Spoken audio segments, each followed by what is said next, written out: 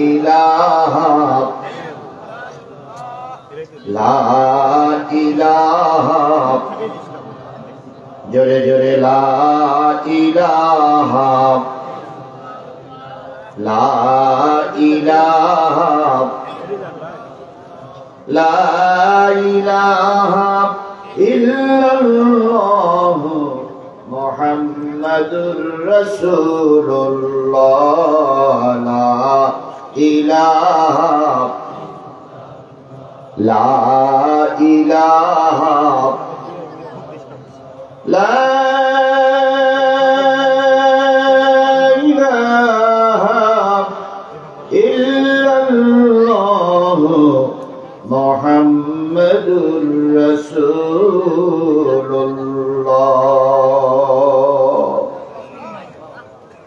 সকলে জবান খুলে একসাথে এক বাক্যে বলছি সাল্লাল্লাহু আলাইহি ওয়াসাল্লাম।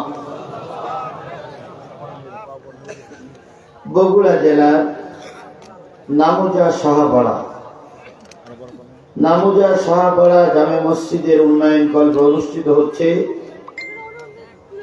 একদিন ব্যাপী তাফসীরুল কোরআন মাহফিল, চতুর্থতম একদিন ব্যাপী তাফসীরুল কোরআন মাহফিল। তারিখ হচ্ছে 17 নভেম্বর 2024, রোজ রবিবার। আজকের এই মাহফিলের প্রথম অধিবেশন শুরু হয়েছে জোহরের নামাজের পরে, শেষ হয়েছে মাগরিবের নামাজের আগে। এখানকার পরিচিত আপনারা পেয়ে গেছেন। দ্বিতীয় অধিবেশন শুরু হলো বাদ মাগরিব। আজকের এই দ্বিতীয় অধিবেশনের স্বনামধন্য সম্মানিত সভাপতি জনাব মাওলানা মোহাম্মদ আব্দুস সামাদ, পেশ ইমাম, বাইতুন নূর জামে মসজিদ শাহপাড়া। আজকের মাহফিলের সহ সভাপতি জনাব ইঞ্জিনিয়ার মোহাম্মদ আব্দুর রহিম, বিশিষ্ট শিল্পপতি, নামুজা শাহপাড়া, বগুড়া। আজকের মাহফিলের সম্মানিত প্রধান অতিথি, জননন্দিত নেতা জনাব অধ্যক্ষ আবিদুর রহমান সোহেল, আমির বাংলাদেশ জামাত ইসলামী বগুড়া শহর শাখা। আজকের মাহফিলের বিশেষ অতিথিবৃন্দ, দাওয়াতি অতিথিবৃন্দ, আমন্ত্রিত অতিথিবৃন্দ। ইতিমধ্যে আলোচনা করেছেন হযরত মাওলানা আব্দুস সালাম কামিল তাফসীর প্রথম শ্রেণী সহসুবার সাকোহালী দাখিল মাদ্রাসা কাহালু সহ মঞ্চ উপবিষ্ট সম্মানিত ওলামায়ে হযরত, বিভিন্ন রাজনৈতিক দলের নেতৃবৃন্দ, এলাকার বিভিন্ন কুঠির থেকে আগত দিনদার পরেশগার মুত্তাকি মুসলমান ভাই ও বন্ধুগণ, পর্দায় অবস্থানরত শ্রোতাশীলা মা ও বোনেরা, সকলকে নিয়ে আবারও সালাম বিনিময় করছি। আসসালামু আলাইকুম ওয়া রাহমাতুল্লাহি ওয়া বারাকাতুহু। শুকরিয়া আদায় করছি সেই মালিকের, যে মালিক আপনাকে আমাকে মুসলমানের ঘরে জন্মগ্রহণ করা তৌফিক দান করেছেন। আপনি আমি মুসলমান, এই জন্য খুশি না রাজা? সবাই মিলে বলুন খুশি না রাজা? যারা মুসলমান তারা অবশ্যই খুশি, আমরা সবাই খুশি। কিছু লোক মনে হয় অখুশি থাকতে পারে, মুসলমানের ঘরে জন্মগ্রহণ করার কারণে কিছু লোক মনে অখুশি থাকতে পারে নাকি? সবাই খুশি তো? সবাই খুশি তো? মাইকের আওয়াজ যতদূর পর্যন্ত যাচ্ছেন তারা একটু 1 মিনিট খেয়াল করে শুনুন। এখানে যাত্রা গানের জন্য কেউ আসেনি, এখানে পুতুল নাচের জন্য কেউ আসেনি, এখানে সিনেমা দেখানোর জন্য কেউ আসেনি। এখানে যারা আলেমরা এসেছিল সব কি বলার জন্য এসেছে? জোরে বলুন, সবাই কি বলার জন্য এসেছে? আমি কি তার ধারাবাহিকতার বাইরে? আমিও কোরআন বলার জন্য এসেছি। আপনি যদি মুসলিম ঘরের সন্তান হন, এশার নামাজ পর্যন্ত আলোচনা চলবে। দয়া করে অল্প সময়ের জন্য হলে কোরআনের মাহফিলে এসে বসুন। কারণ আমি মুসলমান, আমার জীবনের সবচেয়ে আপন, সবচেয়ে প্রিয় আমার জীবনে সেটা হলো আল্লাহর কোরআন। কথা বলে ঠিক না ঠিক? মুসলমানরা জেল খাটতে পারে, মুসলমানরা শহীদ হতে পারে, মুসলমানরা মৃত্যু কারাদণ্ড ভোগ করতে পারে, মুসলমানরা নিজের সন্তান এতিম করতে পারে, মুসলমানরা জীবনের সবকিছু পরিত্যাগ করতে পারে, কিন্তু মুসলমানরা কোরআন থেকে এক ইঞ্চি দূরে সরে যেতে পারে না। আমরা তো সেই মুসলমান। এই মুসলমান কথা বলেন, আমরা তো সেই মুসলমান। তাহলে রাস্তায় যে লোকগুলো দেখে আসলাম, এই লোকগুলো যদি কোরআনের মাহফিল আসে, ময়দান টপে টপ ফুল হয়ে যাবে। সুতরাং সকলের কাছে দাবি করছি, এই ফাঁকা ময়দানে আগামীকাল কিন্তু কোরআনের মাহফিল হবে না, আজকেই কিন্তু শেষ। সুতরাং আপনি মুসলমান, আমি মুসলমান, আসুন আমরা কিছু দিনের পরিবেশের দিনের কথা শুনি। আল্লাহ আমাদের কবুল করুক। যে কথা বলছিলাম, আপনি মুসলমান, আমি মুসলমান, বলুন তো ইচ্ছা করে কি মুসলমান হওয়া গেছে? আপনাকে আমাকে কে মুসলমান বানিয়েছে? আর একটু জোরে বলুন তো, কে মুসলমান বানিয়েছে? আল্লাহ ইচ্ছা করলে আপনাকে আমাকে হিন্দু বানাতে পারতেন, আল্লাহ ইচ্ছে করলে আপনাকে আমাকে খ্রিস্টান বানাতে পারতেন, আল্লাহ ইচ্ছে করলে আপনাকে আমাকে পাদ্রী বানাতে পারতেন। আল্লাহ তা না করে আপনাকে আমাকে কি বানিয়েছেন? কথা বলেন, কি বানিয়েছেন? আবার মুসলমানের ভিতরে বিভিন্ন জাত এবং পদের মুসলমান আছে। কেউ শুক্রবারের নামাজ পড়া মুসলমান, কেউ 2 দিন নামাজ পড়া মুসলমান, কেউ আল্লামা সাঈদীর ফাঁসিতে ঝুলে আনন্দ করেছে, উনিও মুসলমান। কেউ কোরআন বাজেয়াপ্ত করে আনন্দ করেছে, উনিও মুসলমান। কেউ আল্লামা নেজামীকে ফাঁসিতে ঝুলে রাজপথে আনন্দ মিছিল করেছে, উনিও মুসলমান। আপনিও মুসলমান, আমিও মুসলমান। সব জাতের মুসলমান আমাদের ভিতরে আছে না? আল্লাহ বলতেছেন, কুনতুম খায়রা উম্মাতিন উখরিজাত লিন-নাস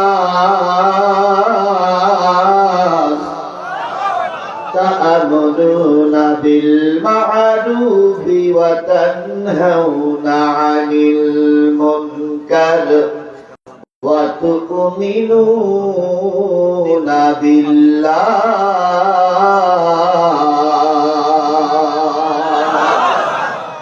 কোরআন তেলাওয়াতের পরে যে আল্লাহু আকবার বলবে, আল্লাহ তাদের জান্নাতে যাওয়ার পথ সহজ করে দিবেন।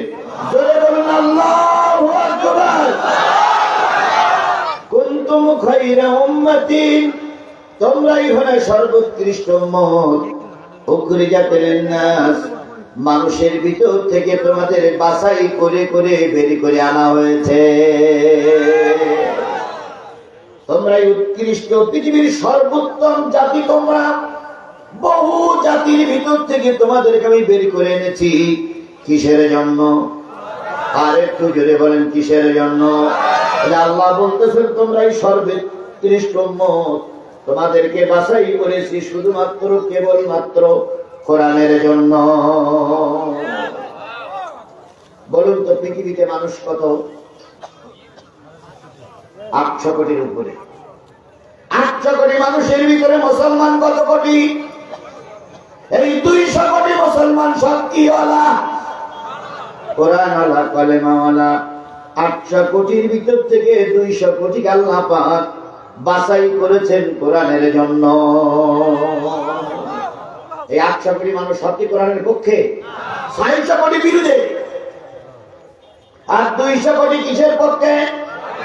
এবার 200 কোটি মানুষের ভিতর থেকে বাংলাদেশের মুসলমান কত?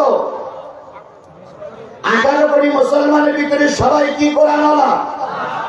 1 কোটি বাদ দেন, তাহলে কয় কোটি থাকলো? 17 কোটি মুসলমানের ভিতরে ধরে নেন বগুড়া জেলার ভিতরে আছে 40 লাখ কি 50 লাখ, দা আছে আমি তো জানি না।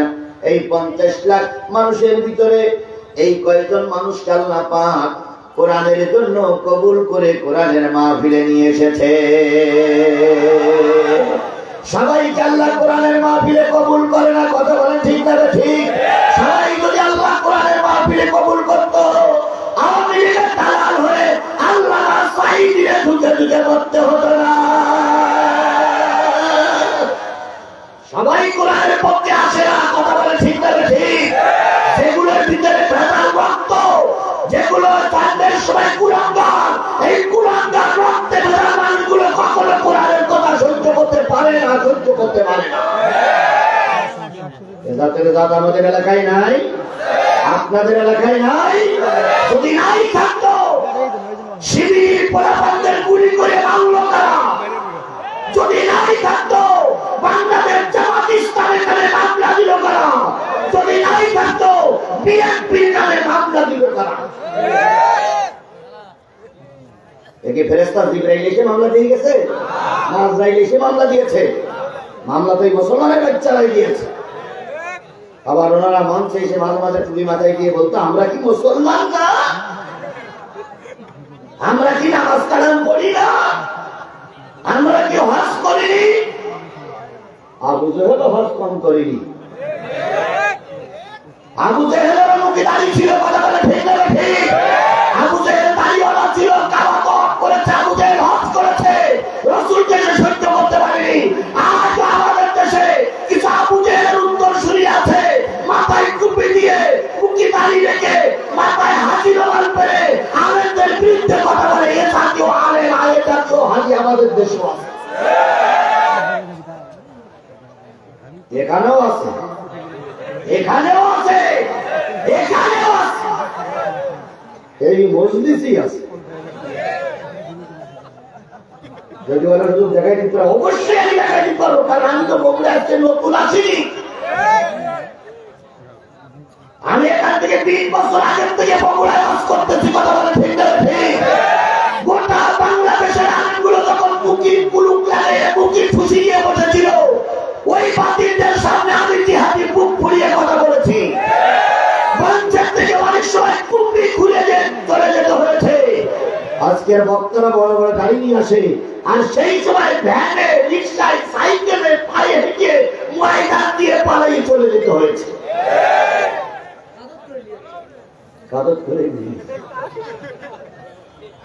এর আগেও এখানে মাহফিলে দাওয়াত দেওয়া ছিল, ওই জালেমেরা করতে দেয়নি, কথা বলে ঠিক যাবে ঠিক?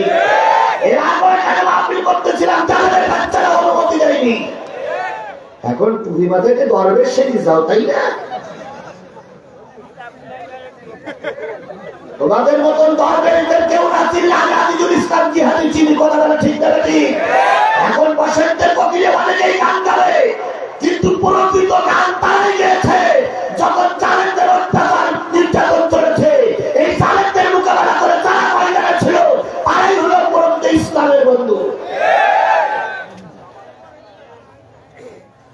যে জিনিসটা বোঝাতে চাচ্ছিলাম সেটা হলো, আপনাকে আমাকে তৈরি করা হলো কিসের জন্য? আরো ধরে বলেন কিসের জন্য? তাহলে 200 কোটি মানুষ আমার কালেমাওয়ালা, 17 কোটি মানুষ হলো বাংলাদেশের, 40-50 লাখ বগুড়ার থেকে 40-50 লাখ মানুষের ভিতরে সব মিলে 2-3 হাজার কি 1-2 হাজার মানুষকে আল্লাহ কোরআনের জন্য কবুল করেছেন।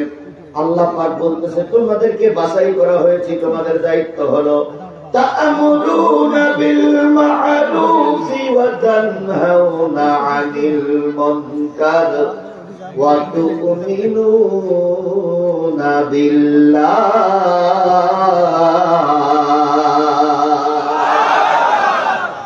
সৎ কাজের আদেশ করবে, অসৎ কাজের নিষেধ করবে, আর পুরাপুরি কার ঘরে ঈমান আনবে?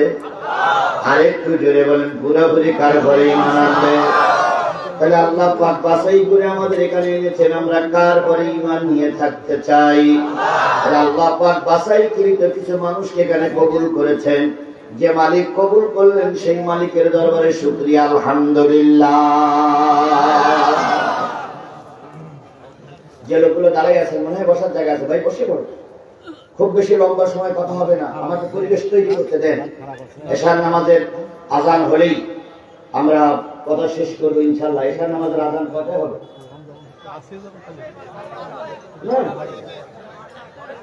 হ্যাঁ,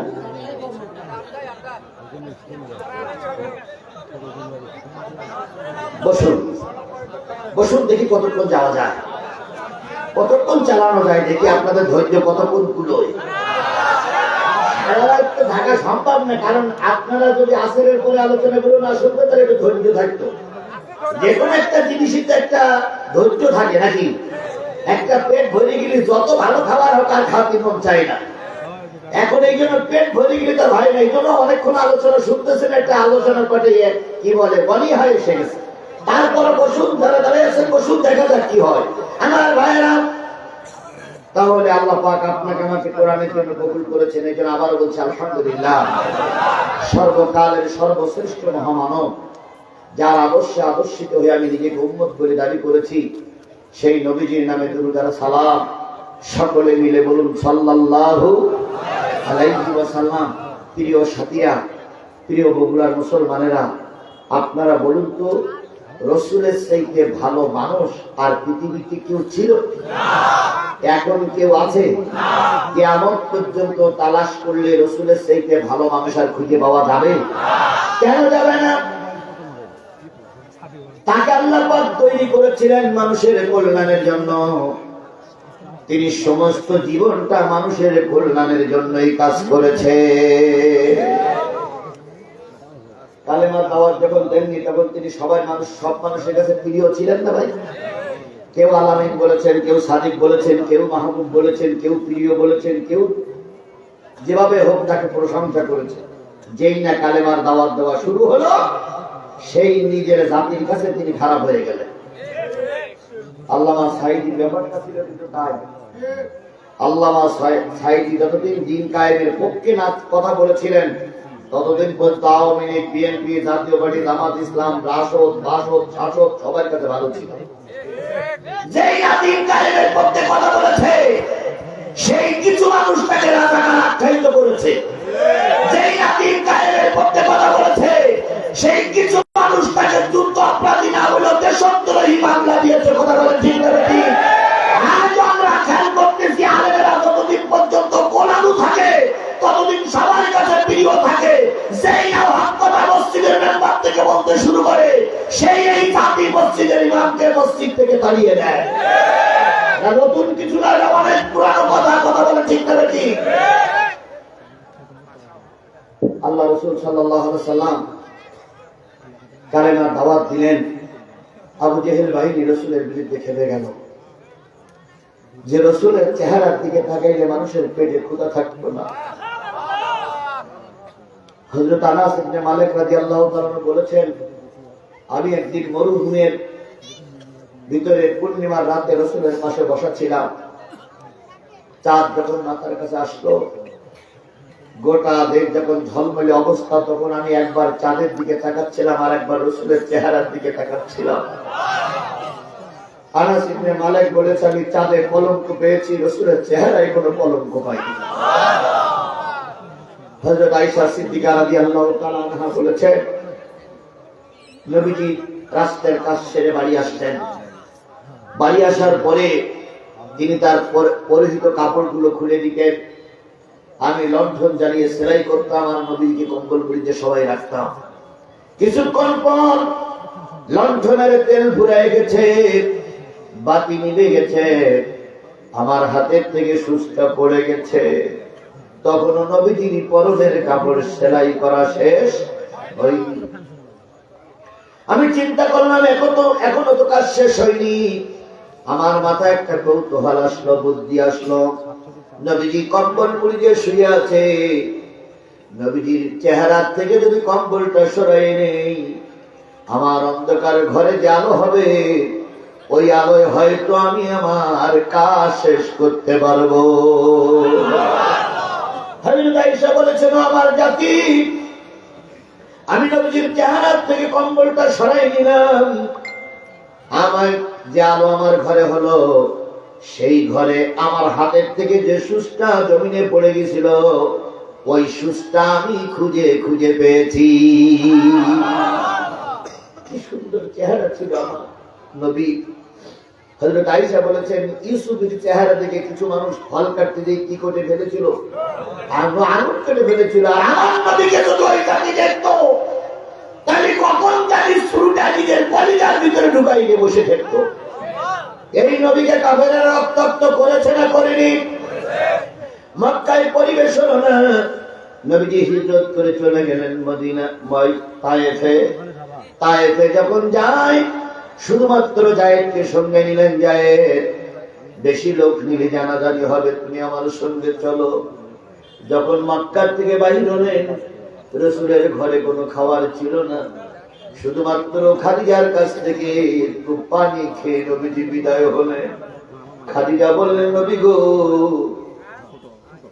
তায়েফের ময়দানে পৌঁছাতে অনেকক্ষণ লেগে যাবে, কিছুই তো খাওয়া হলো না। নবীজি খাদিজার গালে চুমা দিয়ে বললেন, খাদিজা,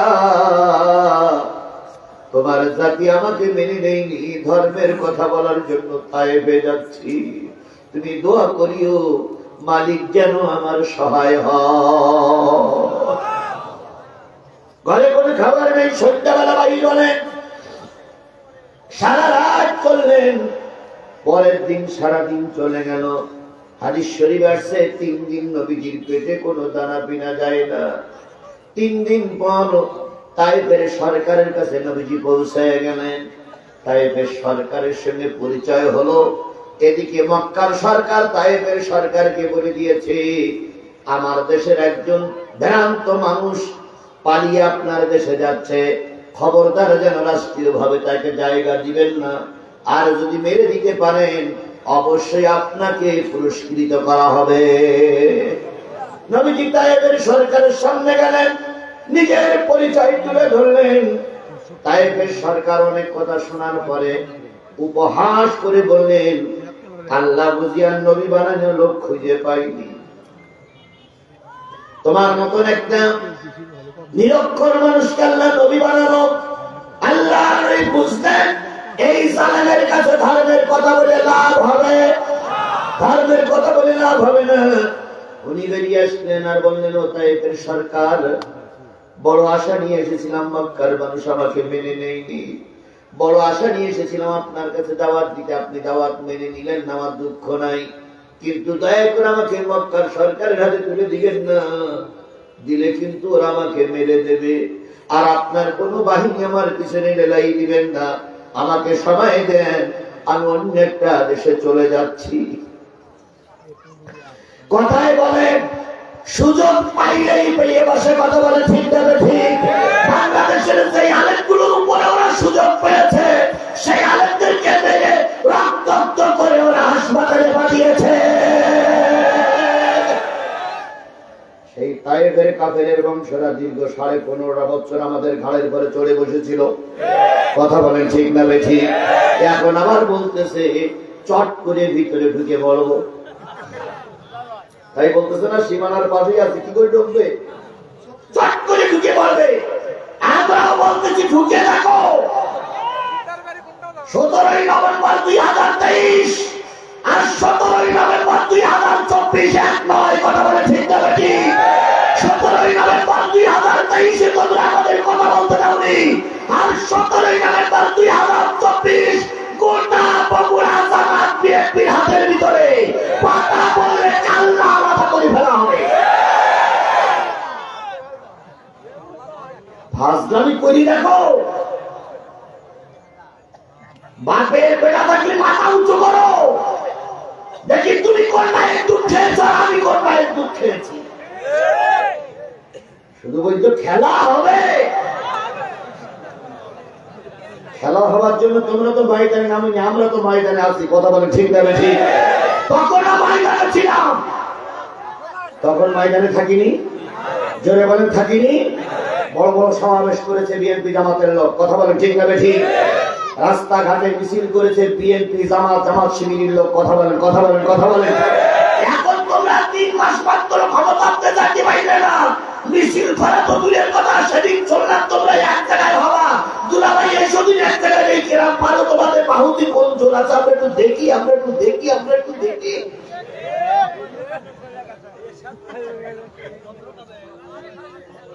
আর মাঝে মাঝে উপহাস করে বলতেন, ফখরুল সাহেব আপনার বাসায় একটু জায়গা দিয়েন। ফখরুল সাহেব এখন দরজা খুলে বসে আছে, কই গেলেন আপনারা?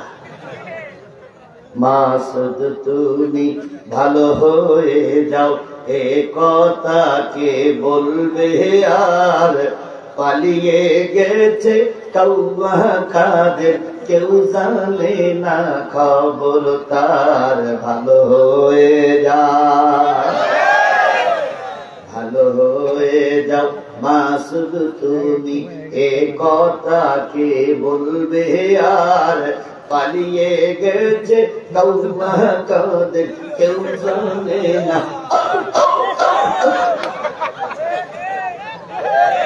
কথা বলেন, কথা বলেন, কথা বলেন। ফখরুল সাহেব আপনার বাসায় কাউয়া কাদের গেছেননি, ঠাকুর গায়ের বাসায় আপনি থাকতে তঙ্গি দেশনি।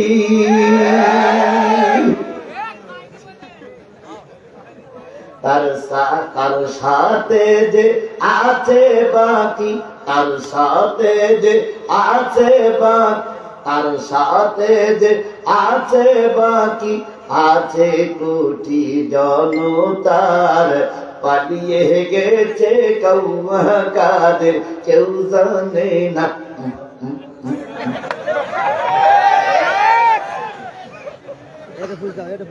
কথা কি বাড়াই বললাম না ঠিক বললাম? কথা বাড়াই বলেছি না ঠিক বলেছি? সুতরাং এক ভাগ মাসে বছর যায় না, আবারও ভাগ মাস আসে। কথা বলে ঠিক না ঠিক?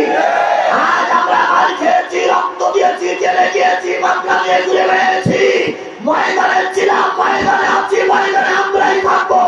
3 মাসের ভিতরে যুব সংগঠনকে কোর্টের থেকে বাজেয়াপ্ত করা হয়েছে। খুব তাড়াতাড়ি বাংলাদেশ আওয়ামী লীগকে কোর্টের মাধ্যমে বাজেয়াপ্ত করা হবে, করা হবে, করা হবে।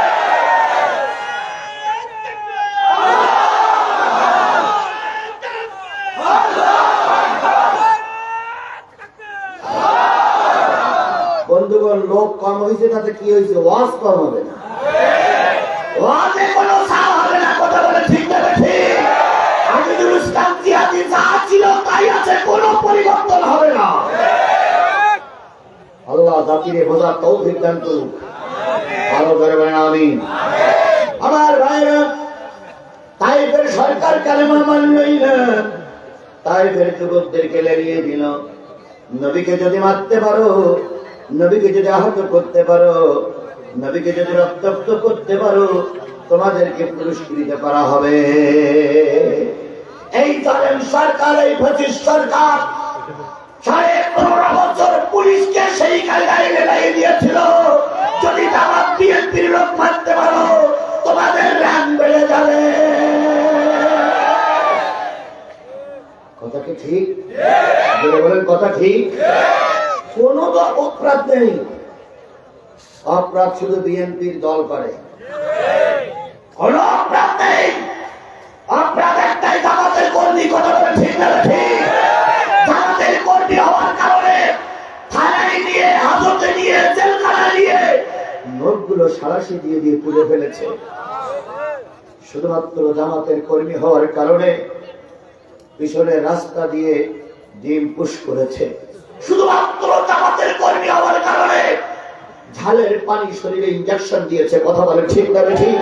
শুধুমাত্র জামাতের কর্মী হওয়ার কারণে, বিএনপির কর্মী হওয়ার কারণে সব দুটো উপড়ে ফেলেছে। আমরা কি সেসব ইতিহাস ভুলে গেছি? জোরে বলেন, সেসব ইতিহাস ভুলে গেছি?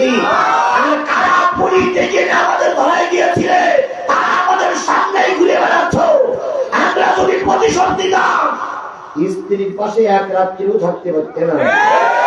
আমরা যদি প্রতিশোধ দিতাম, চাকরিতে একদিনের জন্য জয়েন করতে পারতে না।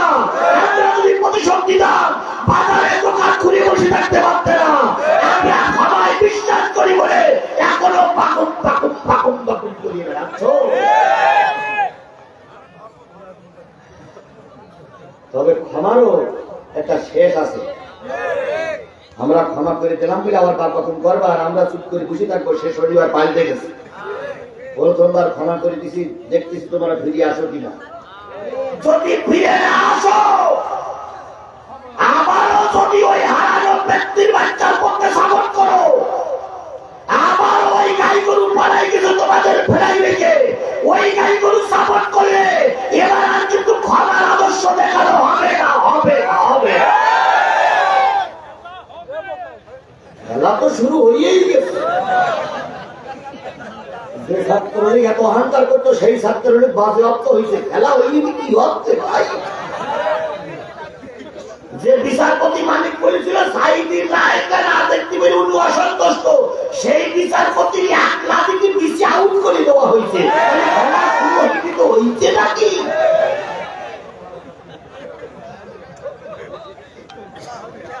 বেশি একটা আউট হয়ে গেছে না, এখন হাসপাতালে কাঁদতেছে আমি যে কি করলাম বাইরে আর আউট করার জন্য আমরা বসে আছি।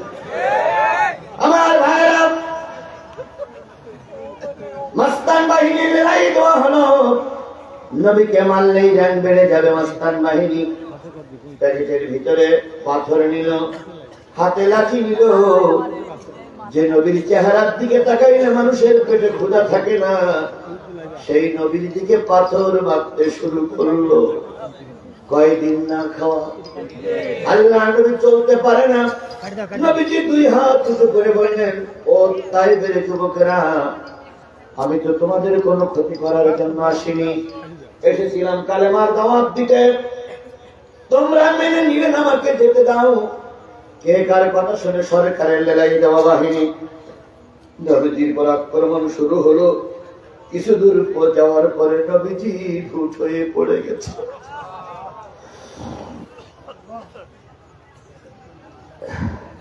নবীজি ভূত হয়ে পড়ে গেলেন। যায় রাস্তা করে যে নবীজির পাশে বসলেন, নবীজি সোজা করে বসাই দিলেন। তাই ফের যুবকেরা আবার এসে বলল, চলো, আর কোনো ক্ষতি হবে না। নবীজি তাদের কথা আশ্বস্ত হয়ে চলতেছে। তাই ফের যুবকেরা আবার মারতে শুরু করলো। এবার নবীজি বললেন, যায় পিছন দিক থেকে তুমি সরিয়ে পড়ো। জায়েদ বলেন, ইয়া রাসূলুল্লাহ, আমার জীবনের চাইতে আমি আপনাকে বেশি ভালোবাসি। আপনাকে বিপদে ফেলে বাঘের মুখে ফেলে আমি ময়দান ছেড়ে পালিয়ে যাব না। নবীজি বললেন, জায়েদ চলে যাও। সবাই যদি মারা যায়, লাশ শনাক্ত করার মতন লোক থাকবে না। অনেক পীড়াপিড়ির কারণে জায়েদ পিছনে চলে গেলেন। যুবকেরা আবার মারতে শুরু করলো। নবীজি এবার দ্বিতীয় জায়গায় চিত হয়ে পড়ে গেলে। নবীজি যখন চিত হয়ে পড়ে গেছে, ওরা তখন নবীজির মুখ বেঁধে নাক বেঁধে লাঠি দিয়ে বাড়ি মারলো। নবীজির নাকটা ইচ্ছে ফেটে গেল, ঠোঁটটা ফেটে রক্তাক্ত হলো। নবীজি বলেন, ও যুবক, 3 দিন পর্যন্ত আমার পেটে খাবার নাই, দয়া করে তোমরা আমাকে আহত করো না। কে কার কথা শুনে ওরা যথেষ্ট পরিমাণ নবীকে মারলো। মারার পরে আবার সোজা করে দাঁড় করাই দিল। এবার নবীজি বুঝেছিলেন ওদের মনে মনে হয়ে একটু দয়া হয়েছে, হয়তো ওরা আমার পরে আক্রমণ করবে না। মুসলিম মিল্লাত, নবীজি আবার চলতে শুরু করলেন। এক পা উঠে আর এক পা উঠাইতে পারে না, সমস্ত শরীর রক্ত জর্জরিত হয়েছে। কয়দিন না খাওয়া নবী। এরপরে তৃতীয়বার নবীজি পড়ে গেলেন ভূত হয়ে। অনেক রক্ত ঝরলো, অনেক কষ্ট হলো। তাই ফের যুবকেরা পাথর মারতে মারতে এক সময় নবীজির শরীরে শুধু পাথর আর পাথর ছাড়া আর কিছু দেখা যায় না।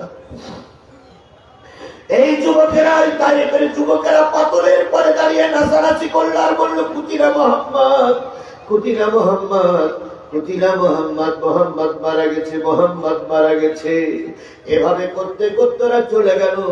সবাই জানলো পৃথিবীতে নবী কি হয়ে গেছে, মারা গেছে। ওরা যখন চলে গেল, ময়দান যখন পরিষ্কার হলো, জায়েদ যখন আসলো, প্রথমে এসে দেখে এখানে রক্ত পড়ে রয়েছে। জায়েদ বুঝলেন নবী নাই, ওরা লাশটা কাঁধে করে নিয়ে চলে গেছে। দ্বিতীয়বার যে দেখলো রক্ত পড়ে আছে, জায়েদ বুঝলো নবী নাই। তৃতীয়বার দেখে পাহাড়ের একটা স্তূপ। নবীজি জায়েদ চিন্তা করলেন, এই পাহাড়ের স্তূপটা সরাই দেখি নবীরে পাওয়া যায় কিনা। অনেকক্ষণ সরানোর পরে নবীকে শনাক্ত করা হলো। নবীকে আবিষ্কার করলেন। নবী তখন বেহুশ, সমস্ত শরীরটা লাল হয়ে গেছে। নবীর মাথাটা কাঁধের পরে রেখে গাল দিয়ে দিয়ে রক্তগুলো চেটে চেটে পরিষ্কার করতেছিলেন আর বলতেছিলেন, ওগো নবী, যাওয়ার সময় শেষ কথাটা শোনা হলো না। ও আমার জাতি, ইসলাম এমনি আসেনি, কথা বলে ঠিক দেবে ঠিক।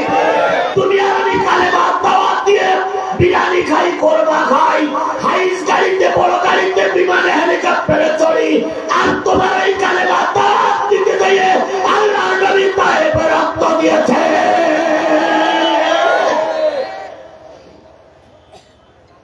আজকে আমরা মামার বাড়ির মতন ইসলাম পেয়েছি। কথা বলেন ঠিক না বেঠিক? যে যেভাবে ভাবতেছি সে সেইভাবে ইসলাম তার পক্ষে বিপক্ষে কাজ করতেছি, কিন্তু আল্লাহর নবী দাওয়াত দিতে দিয়ে কত কষ্ট করেছে। আমি রক্তগুলো পরিষ্কার করতে করতে এক সময় নবীর আবিষ্কার করলাম। নবী আসময় চোখ মেলে তাকালেন, জায়েদের মুখের কাছে মুখ রেখে বলতেছে, জায়েদ 3 দিন পেটে কোনো খাবার চাই না, ওরা আমাকে মেরেছে, একটু দয়া ওদের মনে হলো না?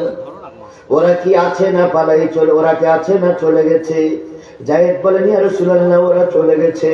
নবীজি বললেন, জায়েদ একটু উপরে তাকায়, উপরে উঠে তাকায়, এটা করে আছে না চলে গেছে? ওরা যদি সংবাদ পায় নবীজি আছে, আবারও যদি মারে, এবার আর মনে হয় আমি বাঁচতে পারবো না। ও মুসলমান, একই কালেমার দাওয়াত দিয়ে নবীজি তায়েফে রক্ত দিল, আর তুমি আর আমি এই কালেমার দাওয়াত দিয়ে কতটুকু কাজ করেছি আল্লাহর কাছে পরিফল দেওয়া লাগবে। কালেমাতে একটাই, উনি বলেছিলেন লা ইলাহা ইল্লাল্লাহ মুহাম্মাদুর রাসূলুল্লাহ। আমরা তো সেই কালেমা পড়ি, লা ইলাহা ইল্লাল্লাহ মুহাম্মাদুর রাসূলুল্লাহ। এক কালেমায় রুটি রুজিয়ার, এক কালেমায় ফাঁসি, এক কালেমায় রুটি রুজিয়ার, এক কালেমায় ফাঁসি। কোন কালেমায় থাকবে তুমি জানাও জগতবাসী। এক কালেমায়, এক কালেমায় রুটি রুজিয়ার, এক কালেমায় ফাঁসি। হেফাজতের টুপিওয়ালা, চারমানের টুপিওয়ালা, জামাতের টুপিওয়ালা, তাবলীগের টুপিওয়ালা ভাইদের কাছে আমার প্রশ্ন, তোমরাও যে কালেমা পড়ো, আল্লামা সাঈদীও সেই কালেমা পড়েছিল। আল্লামা সাঈদী 13 বছর জেল কাটলো, তোমাদের নামে মামলা হয় না। তাহলে বুঝতে হবে আল্লামা সাঈদীর কালেমা আর তোমাদের কালেমা এক হচ্ছে না।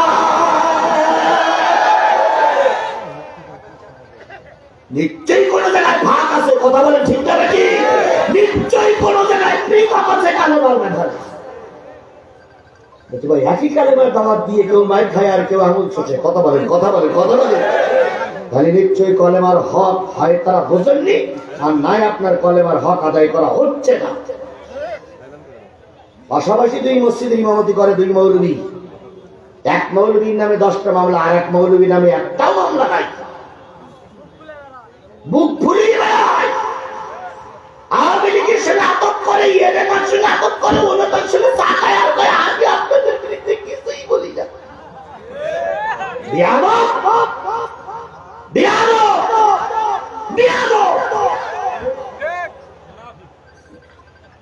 কলেমার হক আল্লাহ নবী কম বুঝতেন, তাই আল্লাহ নবী তাইফে মার খেল। আর তুমি 1 পৃষ্ঠা বেশি পড়েছ, তাই তোমার নামে মামলা হয় না। কথা বলে ঠিক না ঠিক? এগুলো মুনাফিক, মুনাফিক, মুনাফিক। তবে হ্যাঁ, হক কথা বলেছে অনেকেই, মামলা হয়নি, সেটা আলাদা ব্যাপার। হক কথা অনেকেই বলেছে, মামলা হয়নি, এটা আলাদা ব্যাপার। কিন্তু আপনাকে কে সে বাধা দিল? আপনি মেম্বারের পরে দাঁড়িয়ে সত্য কথাটা বলতে পারেন না কেন? যদি আমাদের দেশের সব মৌলবীগুলো যদি কোরআনের কথাগুলো বলতো রে ভাই, আমার দেশ কোরআনের দেশ হয়ে যেত। চরমনাই হুজুর কথা বলতেছে এখন, চরমনাই হুজুরকে আমরা সাধুবাদ জানাচ্ছি। চরমনাই হুজুর এখন কথা বলতেছে, এই কথাগুলো আরো 10 বছর আগের থেকে বলা দরকার ছিল। কি কথা বলেন, কথা বলেন, এই কথাগুলো আরো 10 বছর আগের থেকে কথা বলা দরকার ছিল। গত 2 মিনিটে যদি চরমনাই হুজুর যদি এটা ছিল আপনাদের নির্বাচন না করতো, আর বাংলাদেশের মুনাফিক জাতীয় পার্টি যদি সাপোর্টটা করতো, খোদার কসম আওয়ামী লীগ একটা বিরানো ক্ষমতায় থাকতে পারতো না, পারতো না, পারতো না। জাতির বড় কান্তার বীর জাগরণ এই জাতীয় পার্টি, এই জাতীয় পার্টি, এই জাতীয় পার্টি। এরা হলো মির্জাফর।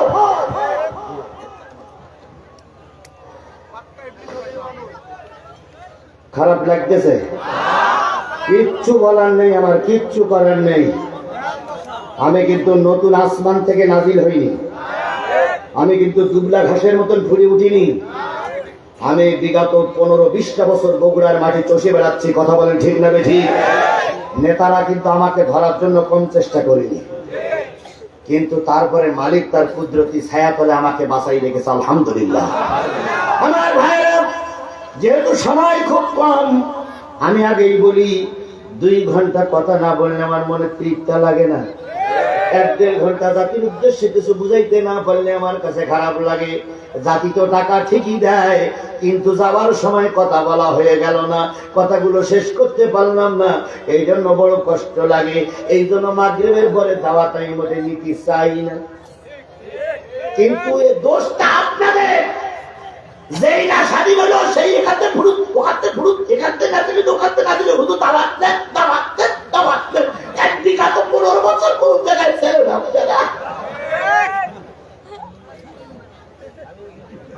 আমি তো অনেকদিন বসে থেকেছি, কিন্তু আপনারা দাওয়াত করেননি, কারণ তখন কি পাওয়া যেত না, অনুমতি পাওয়া যেত না। এখন তো আপনাদের দোষ তাও বলি না, এখন সুযোগ একটু এসেছে, অল্পক্ষণ সময় হলে কিছু কথা হচ্ছে, ধৈর্য ধরুন, আবার ফুল টাইম পাবেন। আমির হামজাও তো এসেছিল ফুল টাইম কথা বলার জন্য, কিন্তু তার চেয়ে আরো জায়গায় দাওয়াত আছে, সে তো আপনাদের ফুল টাইম দিলে আরো 5 জন তারে ধরে ভেঙে রাখবে। কারণ মাগরিবের পরে এক জায়গায় আমাদের বাইনানে থাকে, তা আপনারা বললেন যে আমাদের আসরের পরে দেন, উনি দিয়েছে। এখন যদি ওনাকে আপনারা এসব ধরে রাখেন, তাহলে এবার ওই জায়গায় গেলে তো হুজুরের বেঞ্চে পিঠ মোড়াতে পিছাব, দাওয়াত নাও, খেয়াল থাকে না। আমার রাতে আরেকটা মাহফিল আছে, এখন আপনারা যদি ওই 10টা পর্যন্ত আমার বেঞ্চে রাখেন, এবার ওরা ওখানে গেলে তো কাঁচা কুঞ্চিতে কষ্টে, দাওয়াত নাও, খেয়াল থাকে না। সব দিক খেয়াল করে যতটুক সময় পাচ্ছি, মূল কথাগুলো হয়ে গেলেই কেন সন্তুষ্ট থাকবেন। আবারও দেখা হবে, আবারও কথা হবে ইনশাল্লাহ। এই মাহফিল আমাদের শেষ হয়ে যাচ্ছে না, আরো আশপাশ মাহফিল আছে। যুবকেরা, তোমরা কি আমার সঙ্গে রাগ করেছো বাবা? দাঁড়িয়ে আছো কেন? বসো, যদি সময় থেকে বসো, আমি সময়ের দিকে খেয়াল করতে। আমার ভাইরা, আল্লাহ নবীর কথা বলতেছিলাম। নবীজি বললেন জায়েদ দেখে এসো, জায়েদ দেখে আসলেন, ইয়া রাসূলুল্লাহ নেই। নবীজি এবার জায়েদ তত্ত্বগুলো পরিষ্কার করতে করতে এক সময় নবী বললেন, জায়েদ এখন কোন ওয়াক্ত চলতেছে? কয় এখন একটা নামাজের ওয়াক্ত চলতেছে। নবী বললেন, জায়েদ একটু উজুর পানি দাও, আমি একটু উজু করে নামাজটা সালাতটা আদায় করে নেই। জায়েদ উজুর পানি নিয়ে আসলেন। নবীজি উজু করলেন, নামাজের পরে তাকায় দেখলেন পাহাড়, বিরাট একটা পাহাড় মাথার উপরে চক্করে বেড়ে বেড়াচ্ছে। নবীজি জিজ্ঞেস করলেন, পাহাড়ে কে আছে? জিবরিল উত্তর দিলেন, আমি জিবরিল। কি ঘটনা? কয় আপনার পরেও অত্যাচার করেছে, আপনি ধৈর্য ধরলেও মালিক ধৈর্য ধরেনি। মালিক আমাকে আদেশ করেছে ওদেরকে ফিসে ঢালা করব, তবে আপনার অনুমতির প্রয়োজন। নবীজির চোখ বেয়ে বেয়ে পানি পড়তেছে।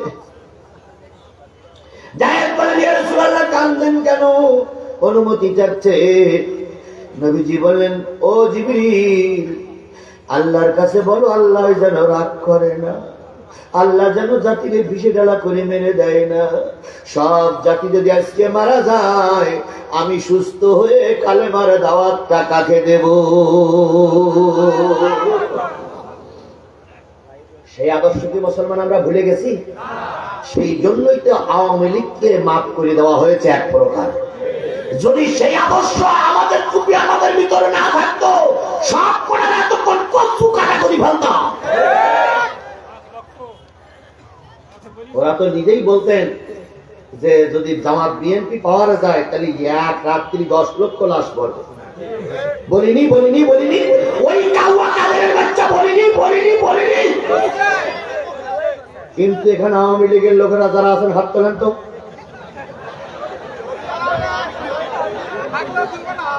আওয়ামী লীগের লোক আছেন যারা হাত তোলেন না। আওয়ামী লীগ করেন বলে হাত তুলতে বলতেছি না। আপনি হাত তুলে বলুন তো, বিএনপি জামাত এখন গোটা বাংলাদেশে পাওয়ারে কয়টা লোককে মেরে আমরা লাশ করেছি? আপনি হাত তুলে বলুন তো। মঞ্চে কেউ থাকলে বলুন তো বাপের বেটা। পৃথিবীর বাংলাদেশের ইতিহাসে জানেন, বগুড়ার মাটি হলো জামাত বিএনপির ঘাঁটি। এ কথা কিন্তু গোটা বাংলাদেশের লোক জানে। কথা বলে ঠিক না বেটি? যে বগুড়ার মাটি হলো বিএনপি জামাতের ঘাঁটি। সেই বিএনপি জামাতের লোকরা যদি আজকে রাত্রি ডিসিশন দেয়, আগামীকাল রাত সকালবেলা অন্তত এক বগুড়ায় 50,000 লাশ বানাই দিতে পারি, ফেলানোর পক্ষে নই। আমার কথা কি বুঝেছেন? কারণ নবী প্রতিশোধে বিশ্বাস করেননি, আমরাও প্রতিশোধে বিশ্বাস করি না। সবাই যদি জেলে যায়, সবাই যদি মারা যায়, তাহলে এদেশে রাজনীতি করবে কারা? আপনি আওয়ামী লীগ, আপনার রাজনীতি করার অধিকার আছে। আপনি বিএনপি, আপনার রাজনীতি করার অধিকার আছে। আমি জামাত, আমার বিএনপি রাজনীতি করার অধিকার আছে। কথা বলেন ঠিক না বেঠিক? সকলের নিয়েই তো গণতন্ত্র। তো সেই গণতন্ত্রে যদি একটা বাড়ি না থাকে তাহলে তো গণতন্ত্র চলে না। সুতরাং আমরা সবাইকে নিয়ে সমমর্মিতা দেখিয়ে দেশে থাকতে চাই। আমরা কাউকে পালিয়ে দেশে থাকতে চাই না। আপনারা তো পাড়াই চলে গেছেন, আমরা তো পাড়াই গিয়ে আপনারাই। আমরা বিগত 15.5 বছর আন্দোলন করেছি গণতন্ত্র ফিরিয়ে আনার জন্য। আমরা চাইছিলাম সুষ্ঠু একটা নির্বাচন হোক, সেই নির্বাচনে সকল দল অংশগ্রহণ করুক, জনগণ যারে ম্যান্ডেট দেবে সেই ক্ষমতায় যাবে। আমরা তো এইটাই চাইছিলাম। আমরা তো শেখ হাসিনা পালাই থাকি না, তো আমরা চাইনি। আল্লাহ বলল তোরা চাইলি গণতন্ত্র, আর আমি চাইলাম ও পেট নিয়ে দেশে থাকবে না। তাহলে আমরা যা চাইছি তাছি আল্লাহ বেশি দেশে না। আল্লাহ এই জন্য আবারও বলছে আলহামদুলিল্লাহ।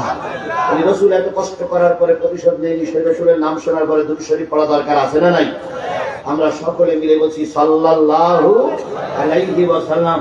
ও আমার জাতি, ও আমার বন্ধু, এটা কিসের মাহফিল? কোরআনের মাহফিল। কোরআনের মাহফিল এই যে করতে যেয়ে বেশ কিছুদিন ধরে সকালবেলার দুপুরের পরের প্রোগ্রাম অনেক কষ্ট হয়েছে। এই কষ্টটা আল্লাহ পাক যেন কর্তৃপক্ষকে লাঘব করে দেয়। এই জন্য আজকের আলোচনা একটু বেশি সময় হলো করার জন্য চেষ্টা করছি। মেহেরবানি করে আমরাকে নিয়ত করতে পারি যে হুজুর, আমি চিন্তা করেছিলাম 7:30 পর্যন্ত বলবো, কিন্তু এখন দেখতেছি একটুখানি সময় বাড়াবো। এখন আমি যদি 8টা পর্যন্ত কথা বলি, 8টা পর্যন্ত কথা বলি, আর গুনে গুনে 30টা মিনিট যদি কথা বলি, আপনাদের খুব কষ্ট হবে ভাই, খুব কষ্ট হবে। তাহলে দাঁড়ানো লোক, বসা লোক যারা আছেন একটু হাত উঁচু করে বলুন তো 8টা পর্যন্ত আপনারা কি থাকতে রাজি আছেন?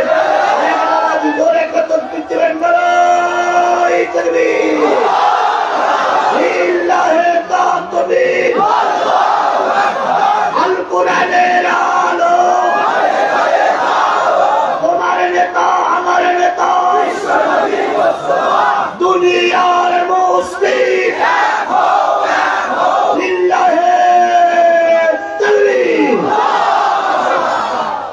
আপনারা বলে হাত উঁচু করেছিলেন কয়টা পর্যন্ত? কথা দিচ্ছি আমি না ভাই, বেশি দাবি করবেন না। 8টা পর্যন্ত আপনাদের দাবি আমি রাখলাম, শুধু কথা বলছি। 8টার পরে এখানে 8টা বাজে 5 মিনিট আগে থাকতে আমি বন্ধ করে দেব। এখানে এসার আজান হবে, এখানে এসার আজান হবে। আজানের সাথে সাথেই এখানে জামাত শুরু হবে। এই জামাতে আমি আপনাদের সাথে থাকবো। আগে থাকতে পারতাম না, কারণ আগে মঞ্চের থেকে নেমেই আপনারা যাতেন একবার দিয়ে আমার থাকতে হতো বিকল্প বাইপাস দিয়ে। অনেক সময় রাস্তায় কাদা। এই সুজন, এই নাসির মাইক, নাসির, এই সুজন, এরা এলো এই এলাকা আমার রাহাবা। অনেক সময় এই একজন ভান্ডারী, অনেক সময় মোটরসাইকেল যাওয়ার পথ নেই, ওরা আমাকে ঘাড়ে করে উঁচু করে রাস্তা পার করত। সেই দিন কি এখন আর আছে? জোরে বলেন আছে? তাহলে এখন আমাদের সুবর্ণ সুযোগ। এখন জামাতের নামাজ এখানেই হবে ইনশাআল্লাহ। কোন পার্টিদের আমাদের দিকে দেখা চোখে তাকাতে পারবে না। যেটা দেখা চোখে তাকাবে তার চোখটা তুলে ভারতের দাদার কাছে পাঠিয়ে দেবো। আল্লাহ আমাদের কবুল করুক। আরো জোরে, আরো জোরে। বন্ধুগণ, আসরের নামাজের পরে কালেকশন হয়েছে, এটাও ঠিক। কর্তৃপক্ষ বারবার কাগজ কলম নিয়ে বসে আছে, কেন বলেন তো? 15,000 টাকা আদায় হয়েছে, খরচের টাকা এখনো উঠিনি। আচ্ছা, পকেটে আর কি 10-20 টাকা টাকা হবে ভাই? হবে? আছে, দেখেন পকেটে খুঁজে খুঁজে পাওয়া যায় কিনা। আছে আছে আছে আছে। ও ভাই, ওনাদের যদি কালকে যদি ক্ষতিগ্রস্ত হয়, কালকে যদি এখানে ঋণ থাকে, তাহলে আগামী বছর ওরা চিন্তা করবে যে মাহফিল দিয়ে নিয়ে আসি, তাহলে আর বড় বড় বক্তাদের ইনি রাখি অস্থির রুনালাইরা নিয়ে আসি, তাই মনে করবে না ভাই? আরে বাবা, যুবক মানুষ করতেই তো পারে। এই জন্য আমরা যদি 20টা 50 টাকা ওদের হাতে দিই, ওরা আর ক্ষতিগ্রস্ত থাকবে না, ওরা ঋণগ্রস্ত থাকবে না। ঋণ পরিশোধ হয়ে গেলে আগামী বছর আবার ইংরেজি মাহফিল করবে, এবং আগামী বছর আগামী মাহফিল করবে, এটা বেঁচে দিলেন আগামী বছর গোটা দেশে মাহফিল করবে। তো সেই আগামী ঋণে মাহফিল করতে গেলে আজকের এবছরের ঋণটা তো পরিশোধ করা দরকার। এখন দোয়া করলে কি ঋণ পরিশোধ হবে? এদের হাতে কিছু খরচের টাকা দিতে হবে, 10 টাকা 20 টাকা 50 100 200 500 1000 2000 5000 10000 যা পারি। এখন আপনারা যারা এই দেখেন, এই মুরব্বী ওহো মুরব্বী,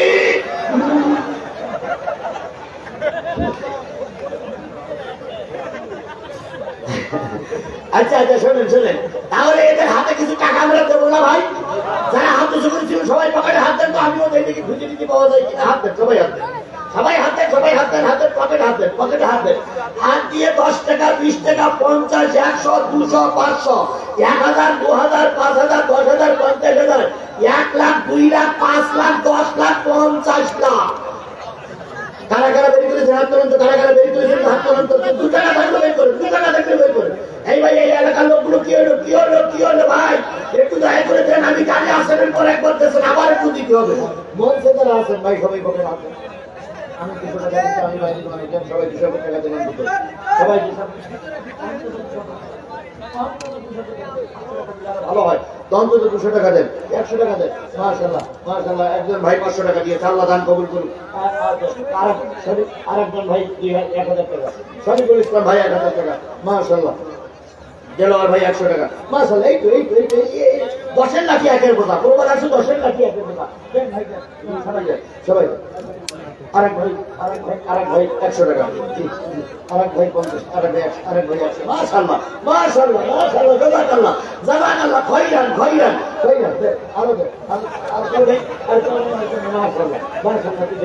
আল্লাহু আকবার, আল্লাহ কবুল করুন। ভাই আমি এই 15-20 মিনিট শুধু বসি, আরেকটা সুসংবাদ দেই।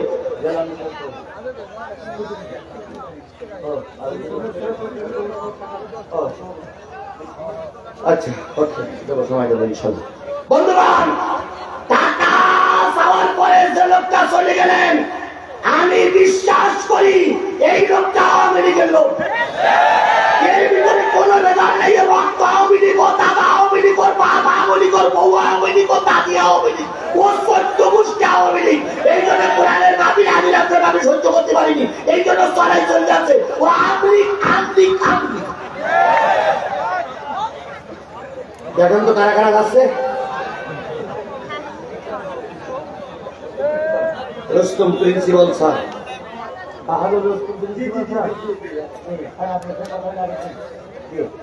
আমার কাহলে থেকে মাহফিলে 29 তারিখ। মাশাআল্লাহ, আল্লাহ কবুল করুক। আরে বগুড়ার মানুষ আমি চিনি, 2-4 জন আওয়ামী লীগ করতে ওরাই চলে যাচ্ছে। তাছাড়া বগুড়ার লোক বিএনপি জামাতের লোক কথা বলে ঠিক না ঠিক? এদের কাছে তাহাজ্জুদ পর্যন্ত আজ করবো, তবু এরা বাইরে ছেড়ে দেবে না, এটা আমি জানি। কিন্তু 2-4 জন ভেজাল তো থাকেই।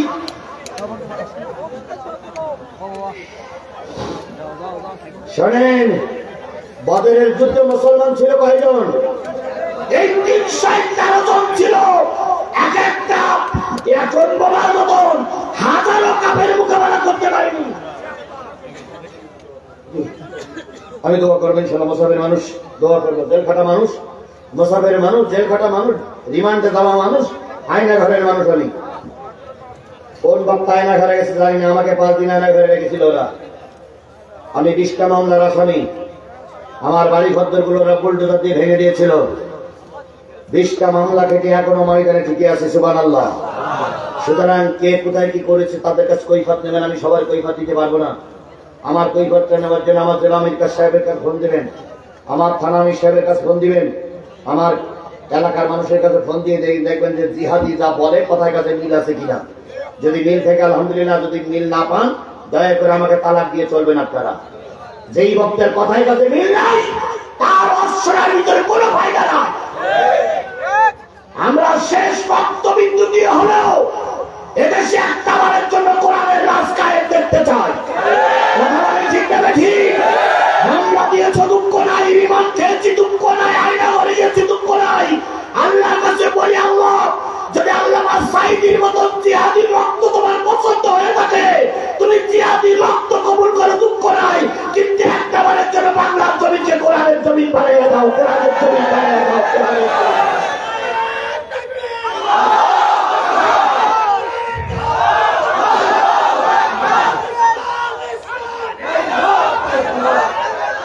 এবার একটা সুসংবাদ দেই, এবার একটা সুসংবাদ দিয়ে বিদায় নেই। সেটা হলো, যদি আগামী নির্বাচন সঠিক সময়ে হয়, আর যদি বাংলাদেশের সব কুপিওয়ালারা কোরআনের পক্ষে থেকে কাজ করে, আমি আজিজুল সাদা কাগজে লিখে দিয়ে গেলাম, আগামী সংসদ হবে কোরআনের সংসদ, আগামী বঙ্গভবন হবে কোরআনের বঙ্গভবন, আগামী রাজা হবে কোরআনের রাজা, কোরআনের রাজা, কোরআনের রাজা।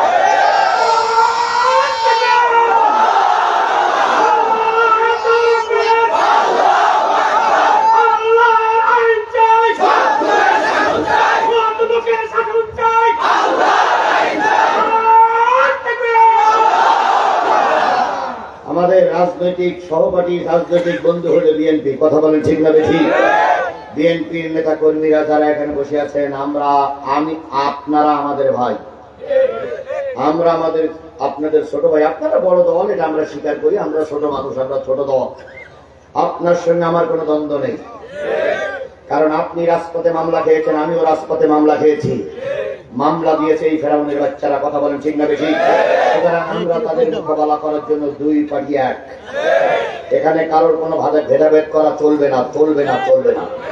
যদি আমরাই নিজেরাই ভেদাভেদ করি, ওই আওয়ামী লীগ আবার আমার এখানে মাথা উঁচু করবে। কথা বলেন ঠিক না বেশি? সুতরাং বিএনপির ভাইদের আশ্বস্ত করতে চাই, সিনিয়র নেতা, কেন্দ্রীয় নেতারা যেটা সিদ্ধান্ত দেবে আপনিও মেনে নেবেন, আমরাও মেনে নেব। আমরা কথা দিচ্ছি, কেন্দ্রীয় নেতাদের বিপক্ষে আমরা যাবো না, যাবার প্রস্তুতি হবে না। অন্য দল কেন্দ্রীয় নেতার বিরুদ্ধে মিছিল মিটিং করে, কিন্তু আমরা কেন্দ্রীয় নেতার কথা মেনেই চলি 100%, 100%, 100%। 64টা জেলা সহ কি বলে জেলা ভাগ করে বোধ হয় 84টা জেলায় 84টা জায়গা আমি নির্বাচিত হয়েছে। 84টা জেলায় আমি নির্বাচিত হয়েছে জেলা। আমি একটা জায়গায় কোনো প্রতিবাদ সভা হয়নি। কথা বলে ঠিক না ঠিক? একটা জায়গায় কেউ মিছিল করেনি, আমি মানি না, আমি মানি না। কোনো জায়গায় মিছিল হয়েছে? এর নাম ইসলামী আন্দোলন, এর নাম ইসলামী আন্দোলন, এর নাম ইসলামী আন্দোলন। নতুন নতুন থানায়, নতুন নতুন থানায় আমিরে জামাত নির্বাচিত হতো। থানা আমি একজন থানা আমির ছিল দীর্ঘ 15 বছর, তাকে নামিয়ে আর একজন থানা আমির নির্বাচন করা হয়েছে। ওই থানা আমির কি বুলুট তাকেই বলেছে যে ওই থানা আমিরকে মানি না? একটা জায়গায় দেখান আপনি, এর নাম আনুগত্য, এর নাম ইসলামী আন্দোলন। আর সেই আন্দোলন আমি নিজেকে সমর্থ করতে পেরেছি, এই জন্য মহান মালিকের কাছে শুকরিয়া আদায় করি। আল্লাহ, তুমি জালেমের খামায় রাখুনি, বাতিলের খামায় রাখুনি, আমাকে কোরআনের রাজ কায়েম করার একটা দলের সত্য একটা কর্মী হিসেবে কবুল করেছো। আলহামদুলিল্লাহ, আলহামদুলিল্লাহ, আলহামদুলিল্লাহ। বিএনপি ভাইদের আবার বলি, আপনার বগুড়া বিএনপির মাটি, আমরা আপনাদের সহযোগিতায় থাকবো, আমরা আপনার বিরোধিতা করবো না। সুতরাং আসুন আমরা মিলেমিশে দেশটারে গড়ে তুলে আল্লাহ আমাদের কবুল করুক। আরো জোরে বলেন আমিন। আমি আপনাদের খেদমতে সূরা জুমার থেকে 2টা আয়াত তেলাওয়াত করেছি, কতটুকু বলতে পারবো আমি জানি না। আয়াত তেলাওয়াতকৃত আয়াতের সরল ব্যাখ্যা বা এর সারমর্ম হলো, জান্নাতে যাবে কারা। কথা কি বোঝা গেছে? আচ্ছা, আপনারা 1 2 3 4 5 পিছনের কোন একদল লোক দাঁড়িয়ে আছেন। আচ্ছা, আপনারা জাহান্নামে যাবেন কারা কারা, একটু হাত তোলেন তো।